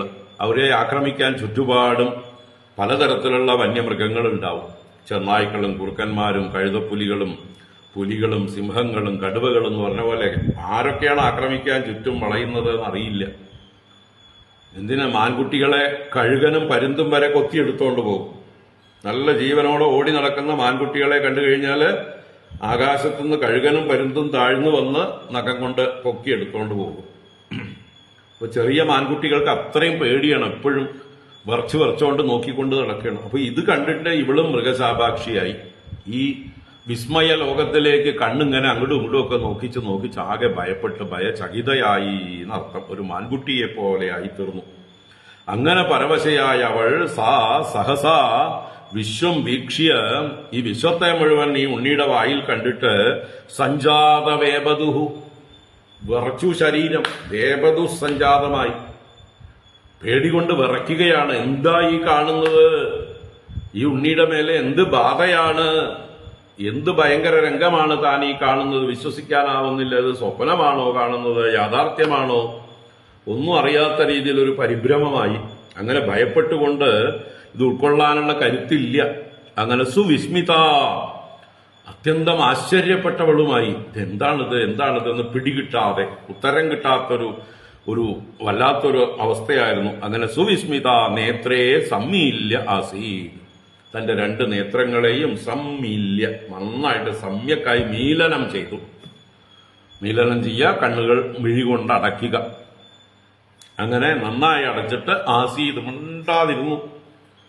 ഇനി കാണണ്ട എന്നുള്ളതായിട്ടുള്ള പേടിയിൽ, കാണാൻ പേടി. ഇപ്പൊ നമ്മൾക്കും പലപ്പോഴും ഭഗവാൻ തന്നെ നമ്മുടെ മുമ്പിൽ വന്നാലും ഇങ്ങനെയൊക്കെ ആവും. ചിലപ്പോൾ ഭഗവാൻ തന്നെ വന്ന് നമ്മുടെ മുമ്പില് നമ്മൾ വിചാരിച്ച രൂപത്തിൽ വന്നാലും എന്താ വേണ്ടതെന്നൊക്കെ ചോദിച്ചാലും നമ്മൾ ആകെ പേടിച്ച് ഈ അവസ്ഥയിലാവും. കാരണം നമ്മൾ പ്രതീക്ഷിക്കുന്നില്ല, ഭഗവാൻ വരുന്നൊന്നും പ്രതീക്ഷയില്ല നമുക്ക്, അല്ലേ? അപ്പൊ ഇങ്ങനെ വന്നാലോ? അപ്പൊ അതുപോലെയാണ് ഇവിടെ ഈ യശോദയുടെയും അവസ്ഥ. താൻ പ്രതീക്ഷിക്കാത്ത ഒരു രംഗമാണ് കാണുന്നത്. ഭഗവാന്റെ ആ ഒരു മഹാത്മ്യം, വലുപ്പം, അത് വിശ്വസിക്കാനായില്ല. അങ്ങനെ വിസ്മിതയായിട്ട് ഭയചകിതയായിട്ട് ദേവി കണ്ണുകൾ അടച്ചു. ഇത്രയും പറഞ്ഞ് ശ്രീശുക ബ്രഹ്മർഷി അവിടെ നിർത്തി. പിന്നെന്തുണ്ടായി എന്നുള്ളത് പറഞ്ഞില്ല. പിന്നെ കഥ വേറെ വഴിക്ക് കൊണ്ടുപോവുകയാണ്. ബാക്കി നമുക്കൊക്കെ ഊഹിച്ചെടുക്കാം. അപ്പൊ ഇത് ശ്രീമദ്ഭാഗവതേ മഹാപുരാണേ പാരമഹംസ്യാം സംഹിതായാം ദശമസ്കന്ധേ താമസനിരോധ നിരൂപണ പ്രകരണേ ശകടഭംഗാദി നിരൂപണം നാമ സപ്തമോധ്യായ. ശകടഭംഗാദി നിരൂപണം, ശകടഭംഗം, തൃണാവർത്തവധം മുതലായത്. താമസ നിരോധനമാണ് ഇവിടുത്തെ പ്രകരണം എന്ന് വെച്ചാൽ ശ്രീശുക ബ്രഹ്മർഷി ഈ കഥകൾ ഇങ്ങനെ അടുപ്പിച്ച് പറയാനുള്ള കാരണം ആദ്യത്തെ തമോ ഗുണത്തെ നീക്കുക എന്നുള്ളതാണ്. ഉള്ളില് രജോ ഗുണം വർദ്ധിപ്പിക്കുക, എന്നിട്ട് സത്വഗുണത്തിലേക്ക് ഉയർത്തുക. അപ്പൊ താമസ നിരോധനം, ഭഗവാന്റെ ആദ്യത്തെ ലീലകൾ ഈ അസുരന്മാരെ നിരോധിക്കുന്നതിലൂടെ, അസുര ശക്തികളെ നിഗ്രഹിക്കുന്നതിലൂടെ ഈ കഥ കേൾക്കുന്നവരുടെ ഉള്ളിലും ഇതിലൊക്കെ പാത്രീഭവിച്ചിരിക്കുന്ന യശോദാദികളുടെ ഉള്ളിലും എല്ലാവരുടെ ഉള്ളിലും ഈ ഭഗവാനെ കുറിച്ചിട്ടുള്ള അജ്ഞാനമാകുന്ന തമസ്സിനെ പതുക്കെ അകറ്റി തുടങ്ങുകയാണ്. എന്നിട്ട് ഉള്ളിലൊരു അറിയാനുള്ള ജിജ്ഞാസ എന്ന ഒരു അജിറ്റേഷൻ നമ്മുടെ ഉള്ളിൽ ഉണ്ടാക്കുകയാണ്, കൗതുകമുണ്ടാക്കുകയാണ്. കൊള്ളാലോ കൊള്ളാലോ എന്ന് നമ്മുടെ ഉള്ളിൽ ഇനിയും വേണം, ഇനിയും കേൾക്കണം എന്നുള്ള കൗതുകമുണ്ടാക്കുകയാണ്. എന്തായാലും അങ്ങനെ അവസാനിപ്പിച്ചു. ഇനി 8-ാം അധ്യായത്തിലേക്ക് നമുക്ക് പ്രവേശിക്കാം. 8-ാം അധ്യായം നമുക്ക് വായിക്കാം. ഈ 8-ാം അധ്യായത്തിൽ എന്തൊക്കെയാണ് കഥകള്? ഭഗവാനും ബലരാമസ്വാമിക്കും ഗർഗ മഹർഷി വന്ന് നാമകരണം ചെയ്യുന്നതാണ് മുഖ്യം. അതിനുശേഷം പിന്നെയും ഒരു വിശ്വരൂപ ദർശനം, അത് ഭഗവാന്റെ ബാലലീലകളുടെ ഭാഗമായിട്ട്. അപ്പൊ ബാലലീലകൾ ആരംഭിക്കുകയാണ്. ഭഗവാന്റെ മുട്ടുകുത്തിയുള്ള ലീലകള്, നടന്നുകൊണ്ടുള്ള ലീലകള്, അതൊക്കെ കഴിഞ്ഞിട്ടാണ് വായിൽ വീണ്ടും വിശ്വരൂപ ദർശനം. അപ്പോഴേക്കും ഏകദേശമൊക്കെ ഒരു 3 വയസ്സോ 4 വയസ്സോ ഒക്കെ ആവാറായിട്ടുണ്ട്. അപ്പൊ പടിപടിയായിട്ട് ഭഗവാന്റെ കഥകളിലേക്ക് പ്രവേശിക്കുകയാണ്. നമുക്ക് ആദ്യം നാമകരണം വായിക്കാം. ഓം നമോ ഭഗവതേ വാസുദേവായ. അഥ ശ്രീമദ്ഭാഗവതേ ദശമസ്കന്ധേ പൂർവാർദ്ധേ 8-മോധ്യായഃ. ശ്രീശുക ഉവാച. ഗർഗഃ പുരോഹിതോ രാജൻ യദൂനാം സുമഹാതപാഃ. വ്രജം ജഗാമനന്ദസ്യ വസുദേവ പ്രചോദിതഃ. തം ദൃഷ്ട്വാ പരമപ്രീതഃ പ്രത്യുത്ഥായ കൃതാഞ്ജലിഃ. ആനർച്ചാധോക്ഷജധിയാ പ്രണിപാത പുരസ്സരം. സോപവിഷ്ടം കൃതാതിഥ്യം ഗിരാ സൂനൃതയാ മുനിം. നന്ദയിത്വാ ബ്രവീദ് ബ്രഹ്മൻ പൂർണ്ണസ്യ കരവാമകിം. മഹദ്വിചലനം നൃണാം ഗൃഹിണാം ദീനചേതസാം. നിശ്രേയസായ ഭഗവൻ കൽപ്പതേ നാന്യഥാ ക്വചിത്. ജ്യോതിഷാം അയനം സാക്ഷാത് യത്തജ്ഞാനമതീന്ദ്രിയം. പ്രണീതം ഭവതാ യേന പുമാൻ വേദ പരാവരം. ത്വം ഹി ബ്രഹ്മവിദാം ശ്രേഷ്ഠഃ സംസ്കാരാൻ കർത്തുമർഹസി. ബാലയോരണയോർ നൃണാം ജന്മനാ ബ്രാഹ്മണോ ഗുരുഃ. ഗർഗ ഉവാച. യദൂനാം അഹമാചാര്യഃ ധ്യാതശ്ച ഭുവി സർവതഃ. സുതം മയാ സംസ്കൃതം തേ മന്യത്തെ ദേവകീ സുതം. കംസഃ പാപമതിസഖ്യം തവ ജാനകദുന്ദുഭേഃ. ദേവക്യാ 8-മോ ഗർഭോ ന സ്ത്രീ ഭവിതുമർഹതി. ഇതി സഞ്ചിന്തയൻ ശ്രുത്വാ ദേവക്യാ ദാരികാ വചഃ. അപി ഹന്താഗതാശങ്കഃ തർഹി തന്നോനയോ ഭവേത്. നന്ദ ഉവാച. അലക്ഷിതോസ്മിൻ രഹസി മാമകൈരപി ഗോവ്രജേ. കുരുദ്വിജാതി സംസ്കാരം സ്വസ്തി വാചനപൂർവകം. ശ്രീശുക ഉവാച. ഏവം സംപ്രാർത്ഥിതോ വിപ്രഃ സ്വചികീർഷിതമേവ തത് ചകാര നാമകരണം ഗൂഢോ രഹസി ബാലയോഃ. ഗർഗ ഉവാച. അയം ഹി രോഹിണീ പുത്രോ രമയൻ സുഹൃദോ ഗുണൈഃ. ആഖ്യാസ്യതേ രാമ ഇതി ബലാധിക്യാത് ബലം വിദുഃ. യദൂനാം അപൃഥക് ഭാവാത് സംഘർഷണം ഉശന്ത്യുത. ആസൻ വർണ്ണാസ്ത്രയോ ഹ്യസ്യ ഗൃഹ്ണതോ അനുയുഗം തനൂഃ. ശുക്ലോ രക്തസ്തഥാ പീതഃ ഇദാനീം കൃഷ്ണതാം ഗതഃ പ്രാഗയം വസുദേവസ്യ ക്വചിജ്ജാതസ്തവാത്മജഃ വാസുദേവ ഇതി ശ്രീമാൻ അഭിജ്ഞാ സംപ്രചക്ഷത്തെ ബഹൂനി സന്ധി നാമാനി രൂപാണി ച സുതസ്യ തേ ഗുണകർമാനുരൂപാണി താന്യഹം വേദ നോ ജനാഃ ഏഷ ശ്രേയ ആധാസ്യത് ഗോപഗോകുലനന്ദനഃ അനേന സർവദുർഗാണി യൂയം അഞ്ജസ്തരിഷ്യത പുരാണേന വ്രജപതേ സാധവോ ദസ്യുപീഡിതാഃ അരാജകേ രക്ഷ്യമാണാ ജിഗ്യുർദസ്യൂൻ സമേധിതാഃ യയേതസ്മിൻ മഹാഭാഗാഃ പ്രീതിം കുർവന്തി മാനവാഃ നാരയോ അഭിഭവന്ത്യേതാൻ വിഷ്ണുപക്ഷാൻ ഇവാസുരാഃ തസ്മാന്നന്ദാത്മജോയം തേ നാരായണ സമോ ഗുണൈഃ ശ്രിയാ കീർത്യാനുഭാവേന ഗോപായസ്വ സമാഹിതഃ ഇത്യാത്മാനം സമാദിശ്യ ഗർഗേ ച സ്വഗൃഹം ഗതേ നന്ദഃ പ്രമുദിതോ മേനേ ആത്മാനം പൂർണ്ണമാശിഷാം.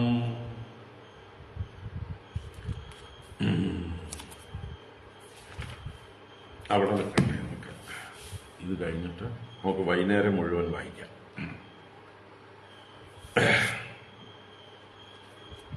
അപ്പോൾ ആദ്യത്തെ 20 ശ്ലോകങ്ങളാണ് ഇപ്പോൾ നമ്മൾ വായിച്ചത്. ഈ 20 ശ്ലോകങ്ങളെ കൊണ്ടാണ് ഭഗവാന്റെ നാമകരണം എന്നുള്ളതായിട്ടുള്ള ആ ഒരു ഭാഗം ശ്രീ ശുകബ്രഹ്മർഷി വർണ്ണിക്കുന്നത്, അല്ലെങ്കിൽ ഭാഗവതത്തിൽ വർണ്ണിക്കപ്പെട്ടിട്ടുള്ളത്.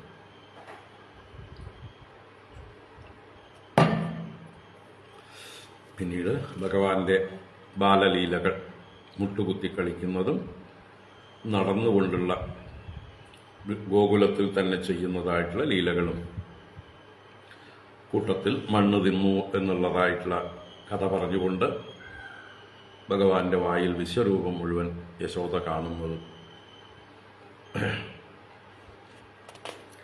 നമുക്ക് ഈ 20 ശ്ലോകങ്ങൾ കാണാം. ഓം നമോ ഭഗവതേ വാസുദേവായ. അത് അഷ്ടമോധ്യായ. ശ്രീശുക ഉവാച. ഗർഗഃ പുരോഹിതോ രാജൻ യദൂനാം സുമഹാതപാഃ വ്രജം ജഗാമനന്ദസ്യ വസുദേവ പ്രചോദിതഃ.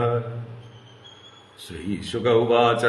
ഗർഗഃ പുരോഹിതോ രാജൻ യദൂനാം സുമഹാതപാഃ വ്രജം ജഗാമ നന്ദസ്യ വസുദേവ പ്രചോദിതഃ.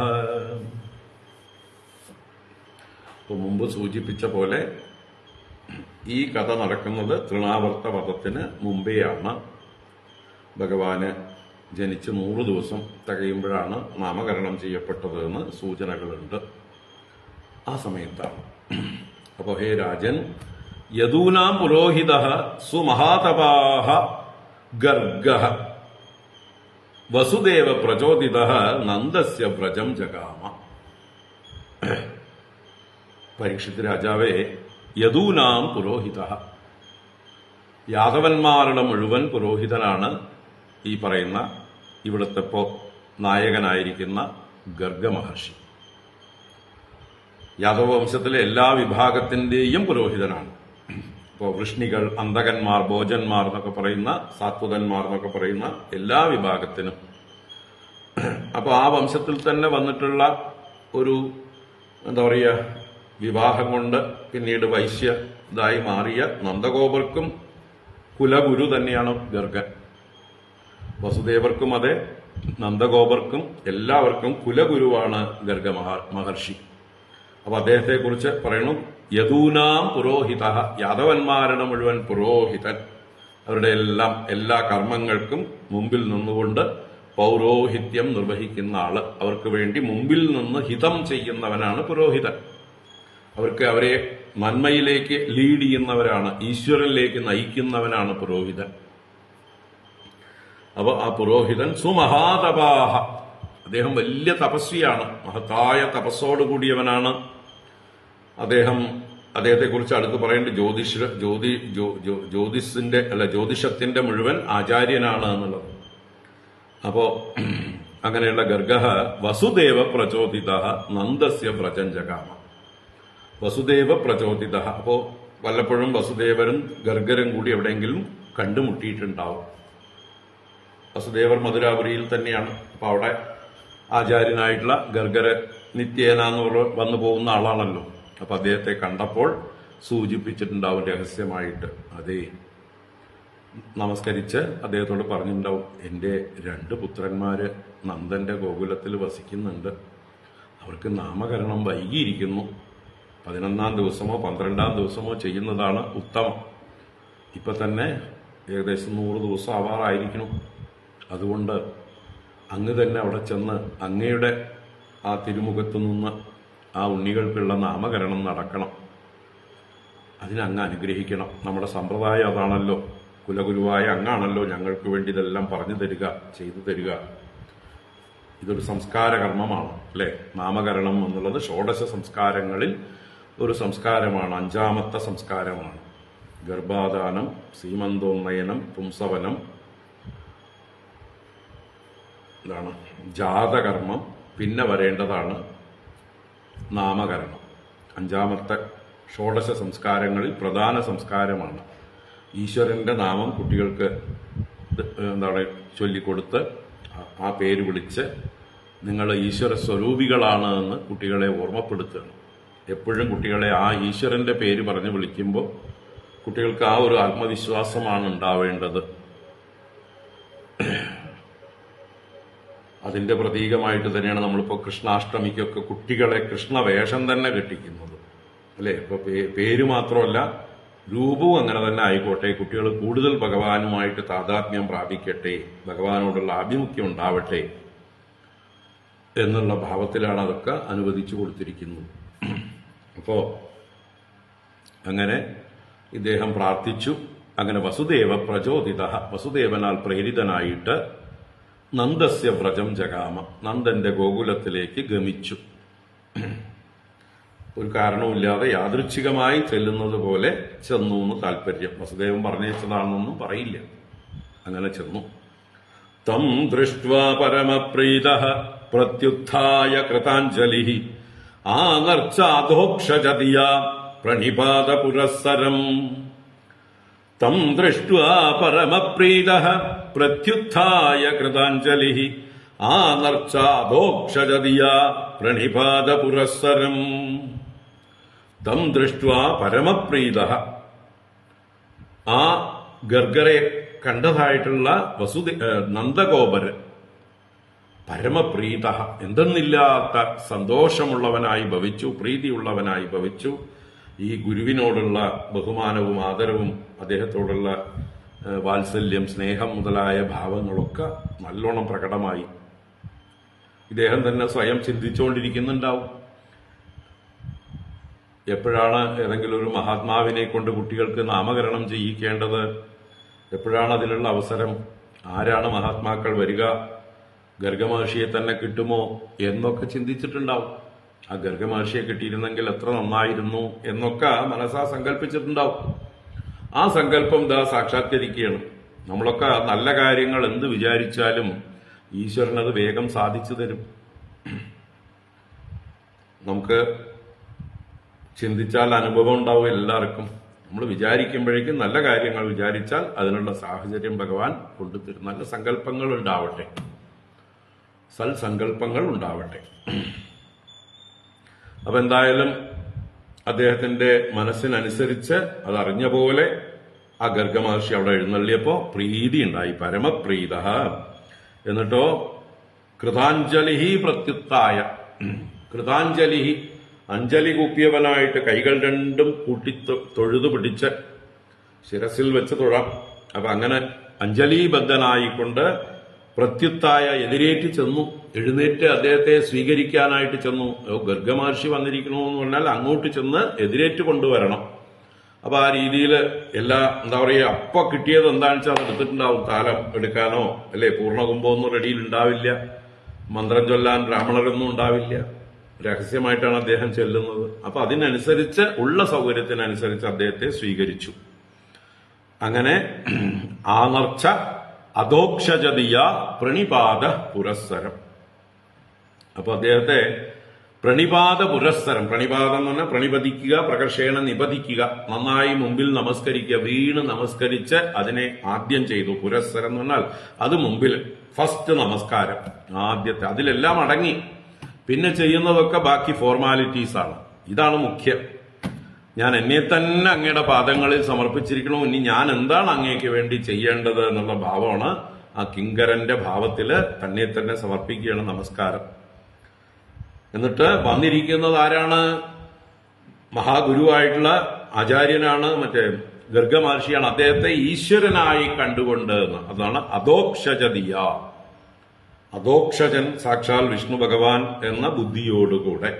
അപ്പൊ നമ്മൾ നമ്മുടെ ഗൃഹത്തിലേക്ക് വരുന്ന എല്ലാവരെയും അങ്ങനെയാണ് കരുതേണ്ടത്. അതിഥി ദേവോഭവ. മഹാത്മാക്കളൊക്കെ വരുമ്പോഴോ സാക്ഷാൽ നാരായണൻ തന്നെയാണെന്ന് കരുതിക്കൊണ്ട് നമോ നാരായണ, നമോ നാരായണ, നമോ നാരായണ എന്നാണ് ഗുരുക്കന്മാരുടെ മുമ്പിൽ പറഞ്ഞ് നമസ്കരിക്കേണ്ടത്. അപ്പൊ അങ്ങനെ അധോക്ഷജതിയ, ആ ഈശ്വരനാണെന്നുള്ള ബുദ്ധിയോടുകൂടെ അദ്ദേഹത്തെ ആ നർച്ച എന്ന് പറഞ്ഞാൽ ആ സമന്താത് അർച്ചനം കൃതവാൻ എന്നർത്ഥം. നല്ലതുപോലെ അർച്ചനം ചെയ്തു, പൂജിച്ചു എന്നർത്ഥം. അപ്പൊ എന്തൊക്കെയാണ് പൂജയ്ക്ക് ചെയ്യേണ്ടത്? കാല് കഴുകുക, അല്ലെ മറ്റ് കൈ കഴുകാനും മുഖം കഴുകാനും ഒക്കെ ഉള്ള വെള്ളങ്ങൾ, അർഘ്യം, പാദ്യം, ആചമനീയം മുതലായ വെള്ളമൊക്കെ കൊടുത്ത് നല്ല വാക്കുകളൊക്കെ പറഞ്ഞ് ആസനം കൊടുത്ത് ഇരുത്തുക. എന്നിട്ട് പിന്നെ വേറെന്തൊക്കെയാണ് വരിവരിയായിട്ട് ഓരോന്ന് ചോദിച്ച് കൊടുക്കുക. കുടിക്കാനുള്ള നല്ല മധുരമുള്ള വെള്ളം അതുപോലെ വീശിക്കൊടുക്കാം. അതുപോലെ ഭക്ഷണം വല്ലതും വേണോ, കഴിക്കണോ എന്ന് ചോദിച്ച് കഴിപ്പിക്കാം. കുളിക്കണോ, വസ്ത്രം വേണോ, എന്തൊക്കെയാ വേണ്ടത്, എവിടുന്നാ വരണേ, ക്ഷീണിച്ച് വരികയാണോ, അല്ലാതെ ആദ്യമേ തന്നെ തങ്ങളുടെ കാര്യം അങ്ങോട്ട് പറയുകയല്ല വേണ്ടത്. വന്ന ആള് കംഫർട്ടബിൾ ആവണം. അദ്ദേഹം എന്തെങ്കിലും നമ്മളിൽ നിന്ന് പ്രതീക്ഷിക്കുന്നുണ്ടോ എന്നൊക്കെ നോക്കണം. അപ്പൊ അങ്ങനെയുള്ള കുശല പ്രശ്നങ്ങളൊക്കെ, അല്ലെങ്കിൽ അദ്ദേഹത്തിന് എന്താ വേണ്ടത് എന്നുള്ള സൽക്കാരങ്ങളൊക്കെ ചെയ്ത് അദ്ദേഹത്തെ ഇരുത്തി അദ്ദേഹത്തോട് ചോദിക്കുന്ന ആ രംഗമാണ് അടുത്ത ശ്ലോകം. സൂപവിഷ്ടം കൃതാദിഥ്യം ഗിരാ സൂനൃതയാ മുനിം നന്ദയിത്വാ ബ്രവീത് ബ്രഹ്മൻ പൂർണ്ണസ്യ കരവാമകിം. സൂപവിഷ്ടം കൃതാദിഥ്യം ഗിരാ സൂനൃതയാ മുനിം നന്ദയിത്വാ ബ്രവീത് ബ്രഹ്മൻ പൂർണ്ണസ്യ കരവാമകിം. സൂപവിഷ്ടം എന്ന് പറഞ്ഞാൽ സുഷ്ടു ഉപവിഷ്ടം, നന്നായി ഇരുന്നവൻ. അപ്പൊ നല്ല ആസനം കൊടുത്ത് ഇരുത്തി, ആദ്യത്തെ അർഘ്യപാദ്യാദികളൊക്കെ സമർപ്പിച്ച ശേഷം ഇരുത്തി, ആസനത്തിലിരുത്തി. സൂപവിഷ്ടം, സുഖമായിരിക്കുന്നവനും. കൃതാദിത്യം, ചെയ്യപ്പെട്ട ആദിത്യത്തോട് കൂടിയവൻ എന്ന് പറഞ്ഞാൽ ആദിത്യ മര്യാദകൾ എന്തൊക്കെ ചെയ്യണോ അതൊക്കെ നന്ദനാൽ ചെയ്യപ്പെട്ടു. അതെല്ലാം സ്വീകരിക്കപ്പെട്ടു. ആരാൽ? ഗർഗ മഹർഷിയാൽ. അങ്ങനെ ആദിത്യം വേണ്ട പോലെ ചെയ്യപ്പെട്ടവനായിട്ടുള്ള മുനിം, ആ മുനിയോട്, ആ ജ്ഞാനിയായ മഹാത്മാവിനോട് സൂനൃതയാ ഗിരാ നന്ദയിത്വ. സൂനൃതം എന്ന് പറഞ്ഞാൽ നല്ലതുപോലെ ഋതമായിരിക്കുന്നത്, സത്യമായിരിക്കുന്നത്, നല്ല വാക്കുകള്, മൃദുവായ വാക്കുകൾ, കുശലങ്ങളെ ചോദിക്കുന്നതിനേക്കാണ് സൂനൃതം എന്ന് പറയുന്നത്. അവ സൂനൃതയ, പരമാർത്ഥമായിട്ടുള്ള ആത്മാർത്ഥമായിട്ടുള്ള ഗിര, വാക്കുകളെ കൊണ്ട് നന്ദയിത്വ, അദ്ദേഹത്തെ ആനന്ദിപ്പിച്ച് സന്തോഷിപ്പിച്ച് അദ്ദേഹത്തോട് എന്തൊക്കെ വേണമെന്നൊക്കെയുള്ള കാര്യങ്ങളൊക്കെ അന്വേഷിച്ച് കുശല പ്രശ്നം ചെയ്ത് അദ്ദേഹത്തോട് ചോദിക്കുകയാണ്. ബ്രഹ്മൻ പൂർണ്ണസ്യ കിം കരവാമ ഇതി അബ്രവീത്. അബ്രവീത് എന്ന് പറഞ്ഞാൽ ഇദ്ദേഹം പറഞ്ഞു, നന്ദൻ പറഞ്ഞു. എന്താ പറഞ്ഞത്? ബ്രഹ്മൻ, അല്ലയോ ബ്രാഹ്മണ ശ്രേഷ്ഠ, അല്ലയോ ബ്രഹ്മജ്ഞാനിയായിരിക്കുന്ന മഹാപുരുഷ, മഹാത്മാവേ, പൂർണ്ണസ്യ തവ, പൂർണ്ണനായിരിക്കുന്ന അങ്ങയ്ക്ക് കിം കരവാമ, ഞങ്ങൾ എന്താണ് ചെയ്യേണ്ടത്? പൂർണ്ണനൊന്നും ആവശ്യമില്ല. കാരണം ഇതുപോലെയുള്ള മഹാത്മാക്കൾ സ്വയം തൃപ്തരാണ്, പൂർണ്ണരാണ്. അവരൊന്നിനും വേണ്ടിയിട്ടല്ല ലോകത്തിൽ സഞ്ചരിക്കുന്നത്, ആരുടെയെങ്കിലും ഗൃഹത്തിലേക്ക് പോകുന്നത്. അപ്പൊ എന്താണ് അങ്ങയുടെ ആഗമനോദ്ദേശം? അങ്ങയ്ക്ക് വേണ്ടി ഞങ്ങളെ കൊണ്ടാവുന്നത് എന്തെങ്കിലും ചെയ്യേണ്ടതുണ്ടോ? എന്തെങ്കിലും ഞങ്ങളിൽ നിന്ന് പ്രതീക്ഷിക്കുന്നുണ്ടോ? അങ്ങനെ പ്രതീക്ഷിക്കാൻ വഴിയില്ല. സ്വയം പൂർണ്ണരാണ്. അപ്പോ തീർച്ചയായിട്ടും ഞങ്ങളെ അനുഗ്രഹിക്കാനായിരിക്കും നിങ്ങളുടെ വരവ് എന്ന് അടുത്ത ശ്ലോകത്തിലൂടെ അതിന്റെ എന്താ പറയാ സംബന്ധമായി പറയുന്നു. പൂർണ്ണനായ അങ്ങയ്ക്ക് ഞങ്ങളെ കൊണ്ടൊന്നും ചെയ്യാനില്ല. അപ്പൊ പിന്നെ അങ്ങ് എന്തിനാ വന്നിരിക്കുന്നത്? അത് അടുത്ത ശ്ലോകം. മഹദ്വിചലനം നൃണാം ഗൃഹിണാം ദീനചേതസാം നിശ്രേയസായ ഭഗവൻ കൽപ്പതേ നാന്യഥാ ക്വചിത്. മഹദ്വിചലനം നൃണാം ഗൃഹിണാം ദീനചേതസാം നിശ്രേയസായ ഭഗവൻ കൽപ്പതേ നാന്യഥാ ക്വചിത്.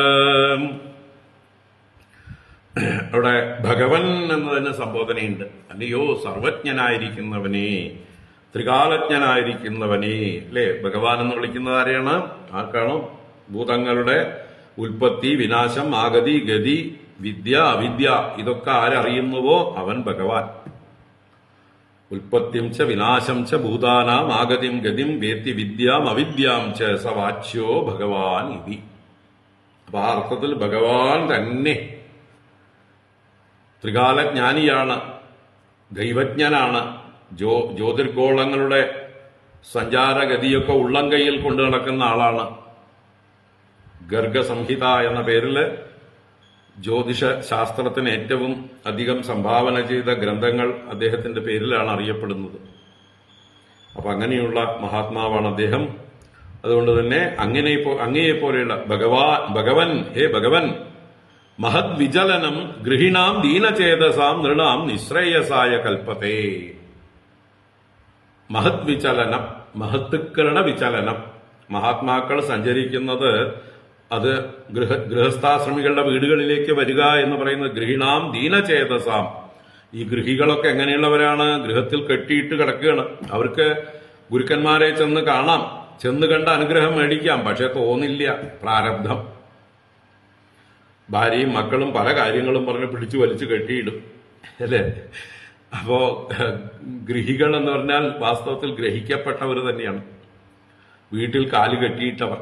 അപ്പൊ പിന്നെ അവര് ആശ്രമങ്ങളിലേക്കൊന്നും വരുന്നില്ല എന്ന് കാണുമ്പോൾ എന്താവും? ഗുരുക്കന്മാര് ആശ്രമങ്ങൾ വിട്ട് വീടുകളിലേക്ക് വരും. അതാണ് ഈ ഗൃഹികൾ എങ്ങനെയുള്ളവരാ? ദീനചേതസ്സുകളാണ്. ദീനചേതസ്സുകൾ എന്ന് പറഞ്ഞാൽ ഓരോ അവലാദികൾ കൊണ്ട്, പ്രാരബ്ധം കൊണ്ട് പരവശരാണ്.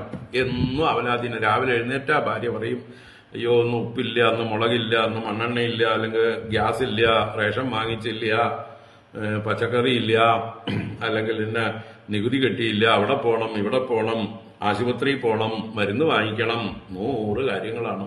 അപ്പൊ ഇതിന്റെ ഇടയിൽ കൂടെ എങ്ങനെയാ ഗുരുക്കന്മാരെ കാണാനൊക്കെ സാധിക്കുക? അപ്പൊ പ്രാരബ്ധം കൊണ്ട് ദീനചേതസ്സുകളാണ്. അതുകൊണ്ട് ഗുരുക്കന്മാർ തന്നെ കാരുണ്യം കൊണ്ട് എഴുന്നള്ളുകയാണ്. അതാണ് ഗൃഹിണാം ദീനചേതസാം നിശ്രേയസായ.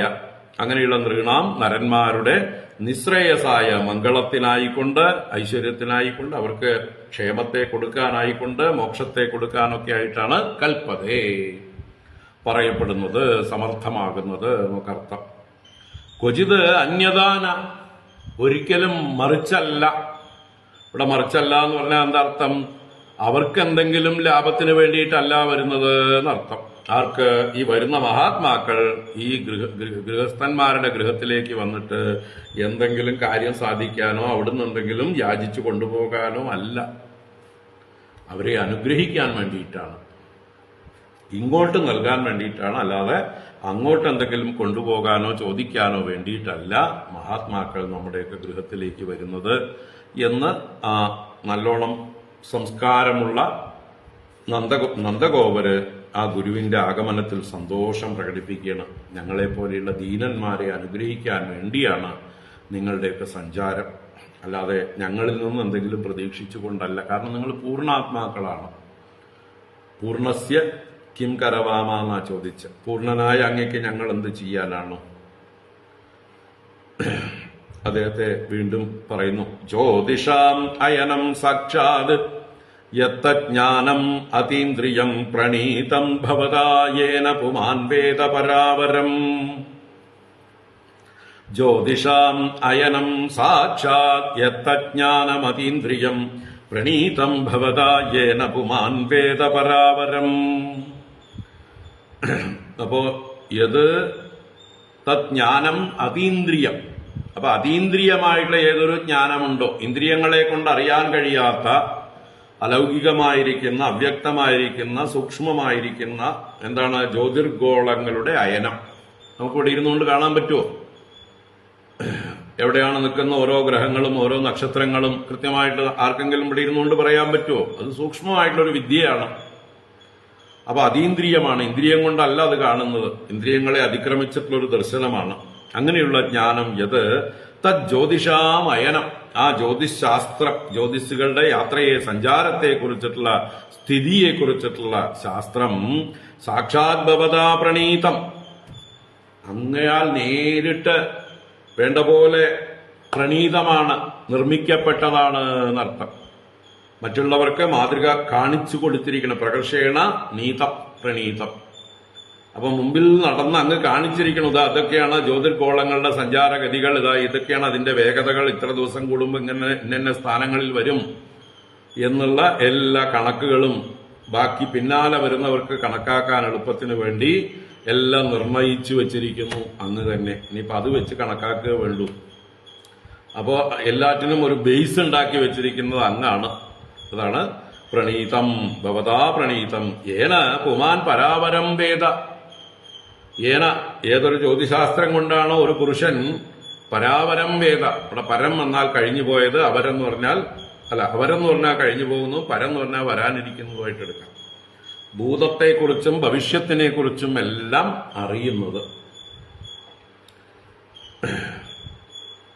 കാലത്തെക്കുറിച്ച്, കാലത്തിന്റെ ഗതിയെക്കുറിച്ച്, വരും വരായികകളെക്കുറിച്ചൊക്കെ ദീർഘമായിട്ട് ദർശിക്കാനായിക്കൊണ്ട് സഹായിക്കുന്ന ഒരു എന്താ പറയുക ടെലിസ്കോപ്പ് പോലെ അല്ലെ. ദൂരെയുള്ളതിനെ നമ്മൾ ഇവിടെ ഇരുന്ന് കാണുക എങ്ങനെയാണ്? ടെലിസ്കോപ്പിലൂടെ. അതുപോലെ ഈ ജ്യോതിശാസ്ത്രം എന്നുള്ളൊരു ടെലിസ്കോപ്പ് മതി, അതിലൂടെ കാണാം എത്ര ദൂരത്തുള്ളതും എവിടെയാണ് ഇരിക്കുന്നത്, ഏത് ഗ്രഹം എവിടെ ഇരിക്കുന്നു, അതുകൊണ്ട് എന്താണ് ഇവിടെ ഭൂമിയിൽ ഉണ്ടാകുന്ന സ്വാധീനം, ഇതൊക്കെ പറയാൻ കഴിയും. അപ്പൊ പരാവരം വേദ, ഈ പറഞ്ഞ എല്ലാ കാര്യങ്ങളെക്കുറിച്ചും അറിയാൻ കഴിയും. ഗർഗഹോര എന്നാണ് ആ ഒരു ശാസ്ത്രം, ജ്യോതിശാസ്ത്രത്തിന്റെ പേര്. ത്വം ഹി ബ്രഹ്മവിദാം ശ്രേഷ്ഠഃ സംസ്കാരാൻ കർത്തുമർഹസി ബാലയോരനയോർ നൃണാം ജന്മനാ ബ്രാഹ്മണോ ഗുരുഃ.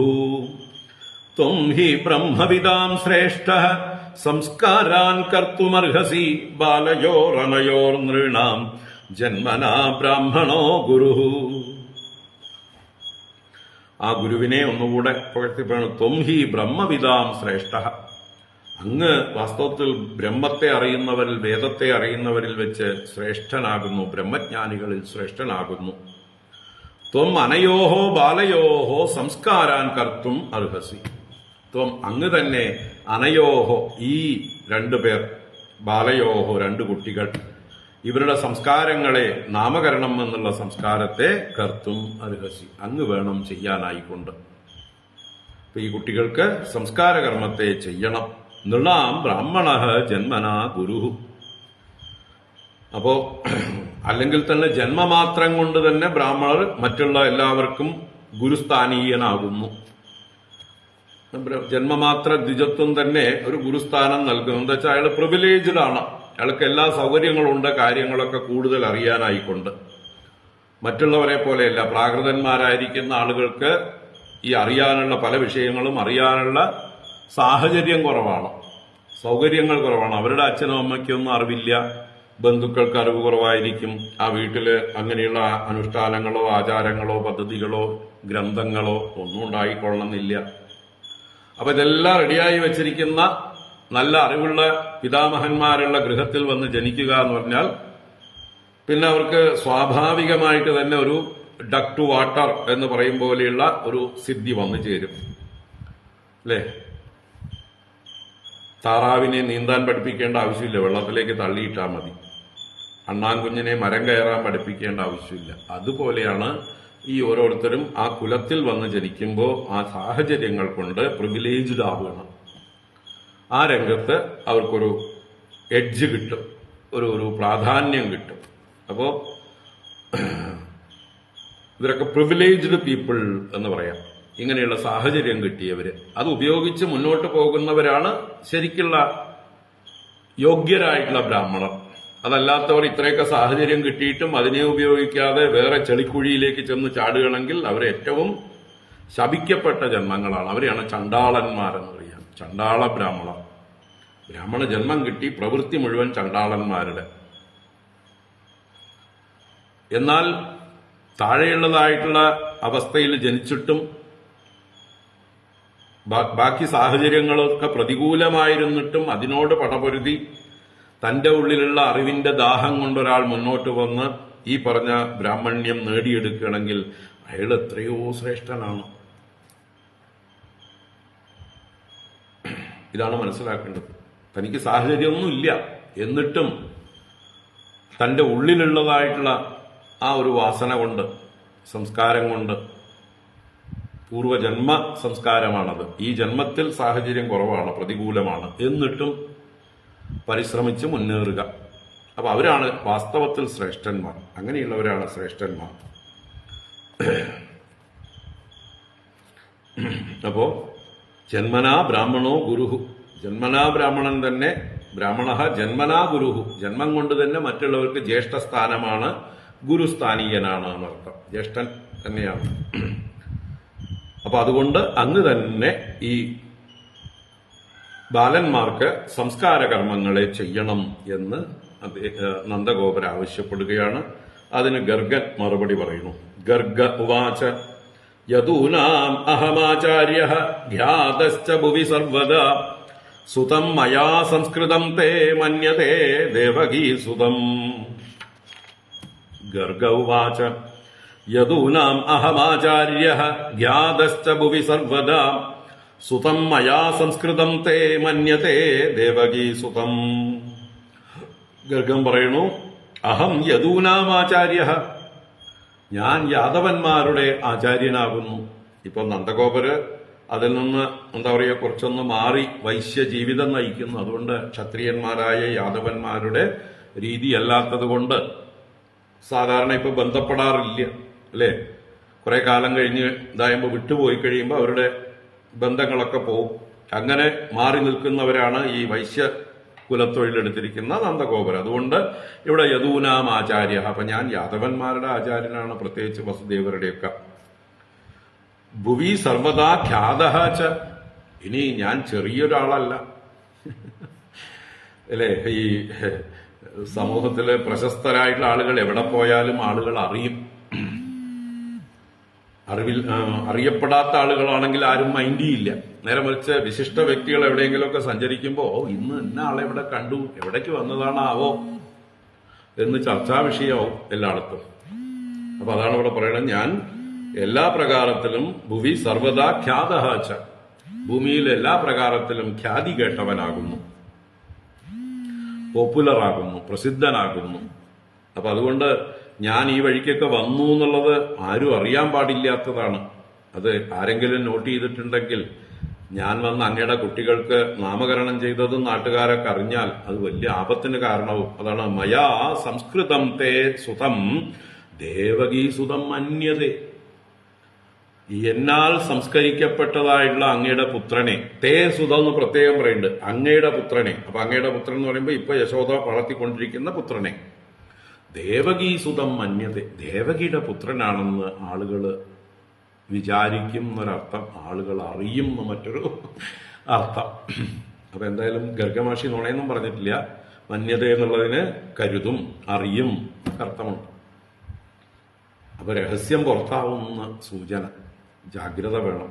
പക്ഷെ നന്ദഗോപർക്ക് അത് ആ പറഞ്ഞത് മനസ്സിലായിട്ടില്ല. അദ്ദേഹം അതിന്റെ ഗൂഢാർത്ഥം ഉൾക്കൊണ്ടിട്ടില്ല. അദ്ദേഹം വിചാരിച്ചു, ഓ അത് ശരിയാണ്, എന്റെ കുട്ടിക്ക് ഗർഗൻ വന്ന് പേരിട്ട് കഴിഞ്ഞാൽ ഗർഗൻ പേരിട്ടത് കൊണ്ട് എന്റെ കുട്ടി വസുദേവരുടെ കുട്ടിയാണെന്ന് വിചാരിക്കും എന്ന് നന്ദഗോപർക്ക് തോന്നലുണ്ടാകും.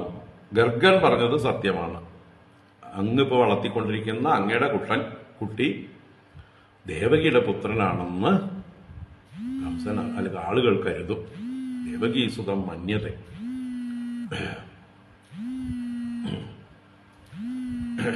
ആരാണ് വെറുതെ വിളിച്ചുകൊണ്ട്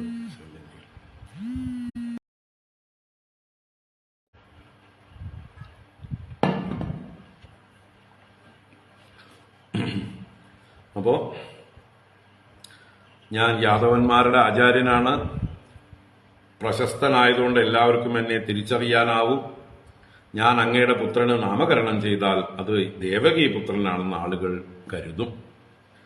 കംസഃ പാപമതിസഖ്യം തവ ജാനകതും തുബേഃ ദേവക്യാ അഷ്ടമോ ഗർഭോ ന സ്ത്രീ ഭവിതുമർഹതി ഇതി സഞ്ചിന്തയൻ ശ്രുത്വാ ദേവകീ ദാരികാവചഃ അഭിഹന്താഗതാശങ്കഃ തർഹി തന്നോ അനയോ മഹാൻ.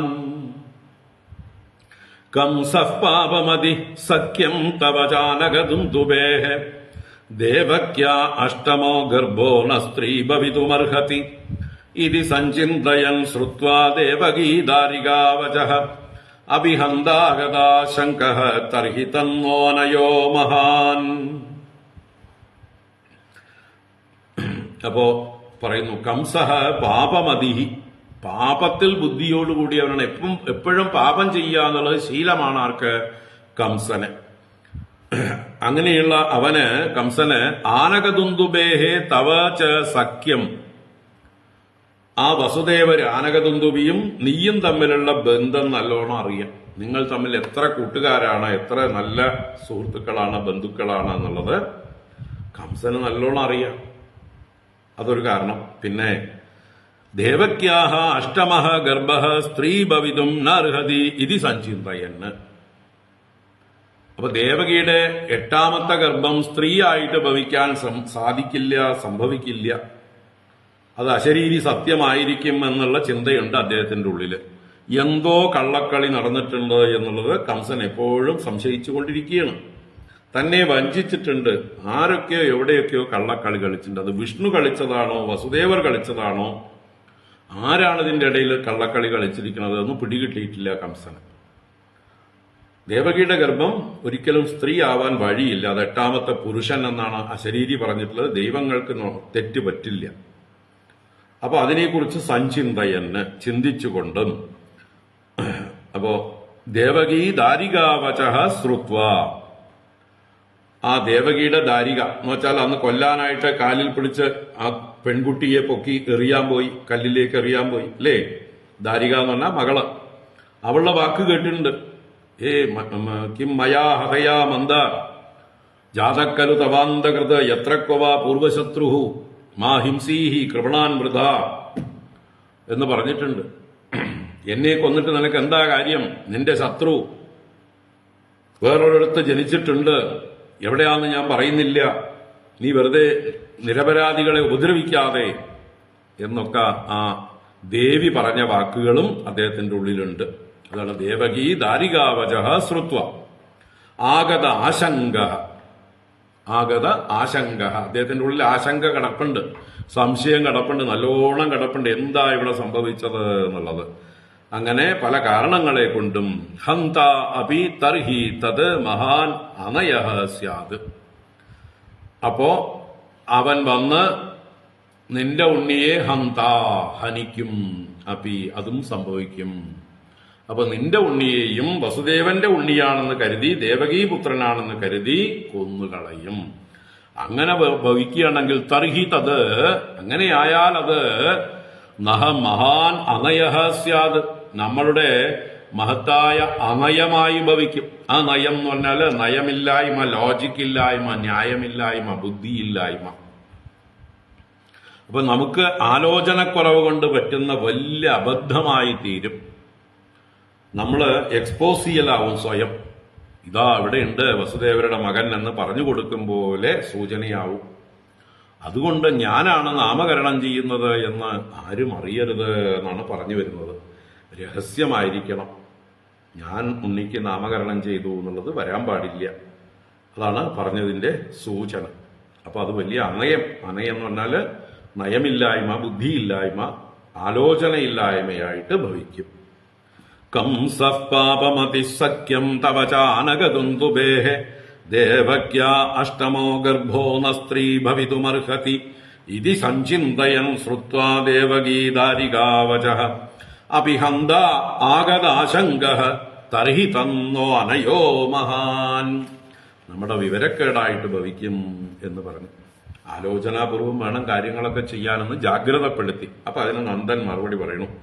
നന്ദ ഉവാച അലക്ഷിതേസ്മിൻ രഹസി മാമകൈരപി ഗോവ്രജേ കുരു ദ്വിജാതി സംസ്കാരം സ്വസ്തിവാചനപൂർവകം. നന്ദ ഉവാച അലക്ഷിതേസ്മിൻ രഹസി മാമകൈരപി ഗോവ്രജേ കുരു ദ്വിജാതി സംസ്കാരം സ്വസ്തിവാചനപൂർവകം. അപ്പോ നന്ദ ഉവാച, നന്ദൻ ഗർഗരോട് പറയുകയാണ്, അസ്മിൻ ഗോവ്രജേ മാമകൈഹി അപി അലക്ഷിതേ രഹസി. അസ്മിൻ ഗോവ്രജേ, ഈ ഗോകുലത്തിൽ വെച്ച്, മാമകൈഹി അപി, എന്റെ ബന്ധുക്കളാൽ പോലും, എന്റെ സ്വന്തം ആളുകള്, ഗോപന്മാരോ ഗോപികമാരോ വളരെ വേണ്ടപ്പെട്ടവരോ പോലും അറിയാതെ, മാമകൈഹി അപി അലക്ഷിതേ രഹസി, അവരാൽ ലക്ഷീകരിക്കപ്പെടാതെ ആരും ശ്രദ്ധിക്കാത്ത രീതിയിൽ, ആരോടും പറയണ്ട, അറിയിക്കേണ്ട, അതൊന്നും വലിയ വിശേഷം ആഘോഷമായിട്ട് കൊണ്ടാടണ്ട, രഹസ്യമായിക്കോട്ടെ, ആരും അറിയണ്ട.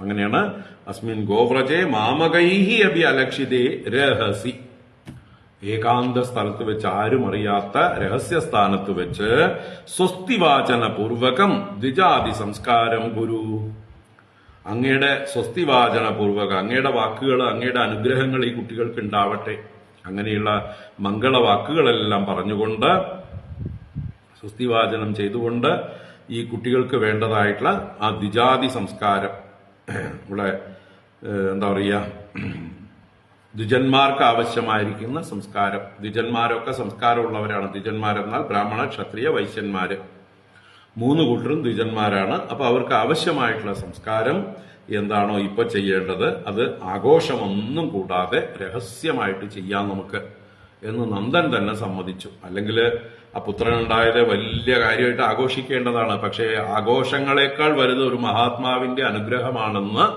ആർക്കറിയാം? നന്ദൻ അറിയാം. നമ്മുടെ ഇന്നത്തെ ആൾക്കാർക്കൊന്നും അറിയില്ല. ഇന്നത്തെ ആൾക്കാര് ആഘോഷമാണ് വലുത് എന്ന് കരുതും. അതിന്റെ മഹാത്മാക്കളുടെ അനുഗ്രഹമൊന്നും അവർക്ക് ആവശ്യമില്ല. സ്വയം പര്യാപ്തരാണ് എന്തിനും.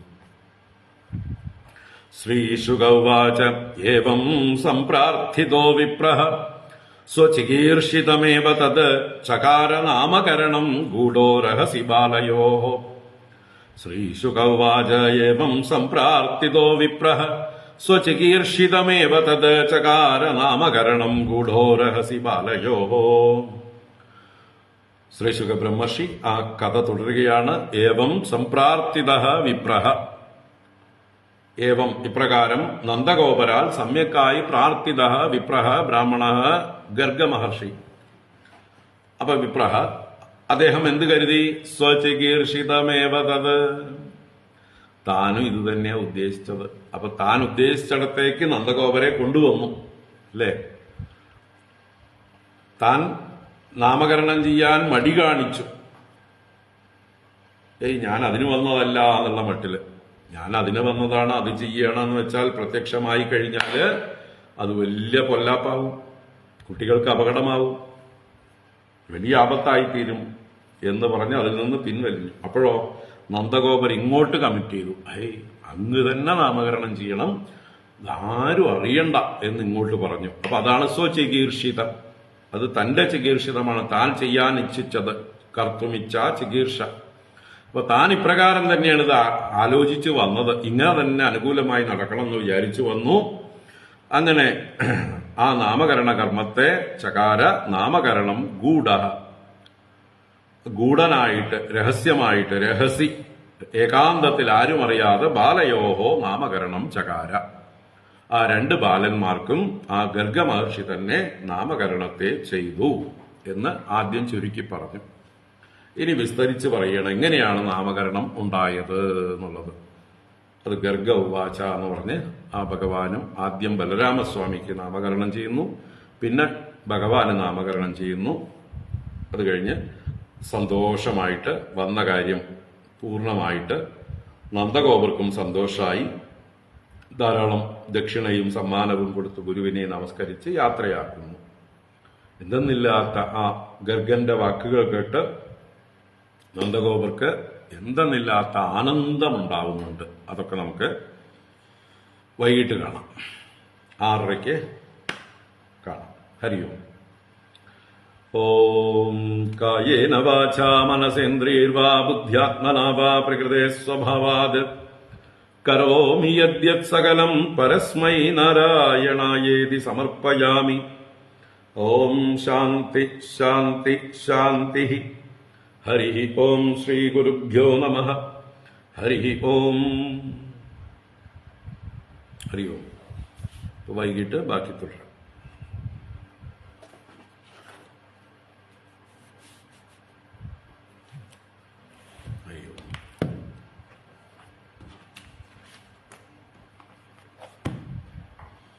എല്ലാവർക്കും ശുഭദിനം.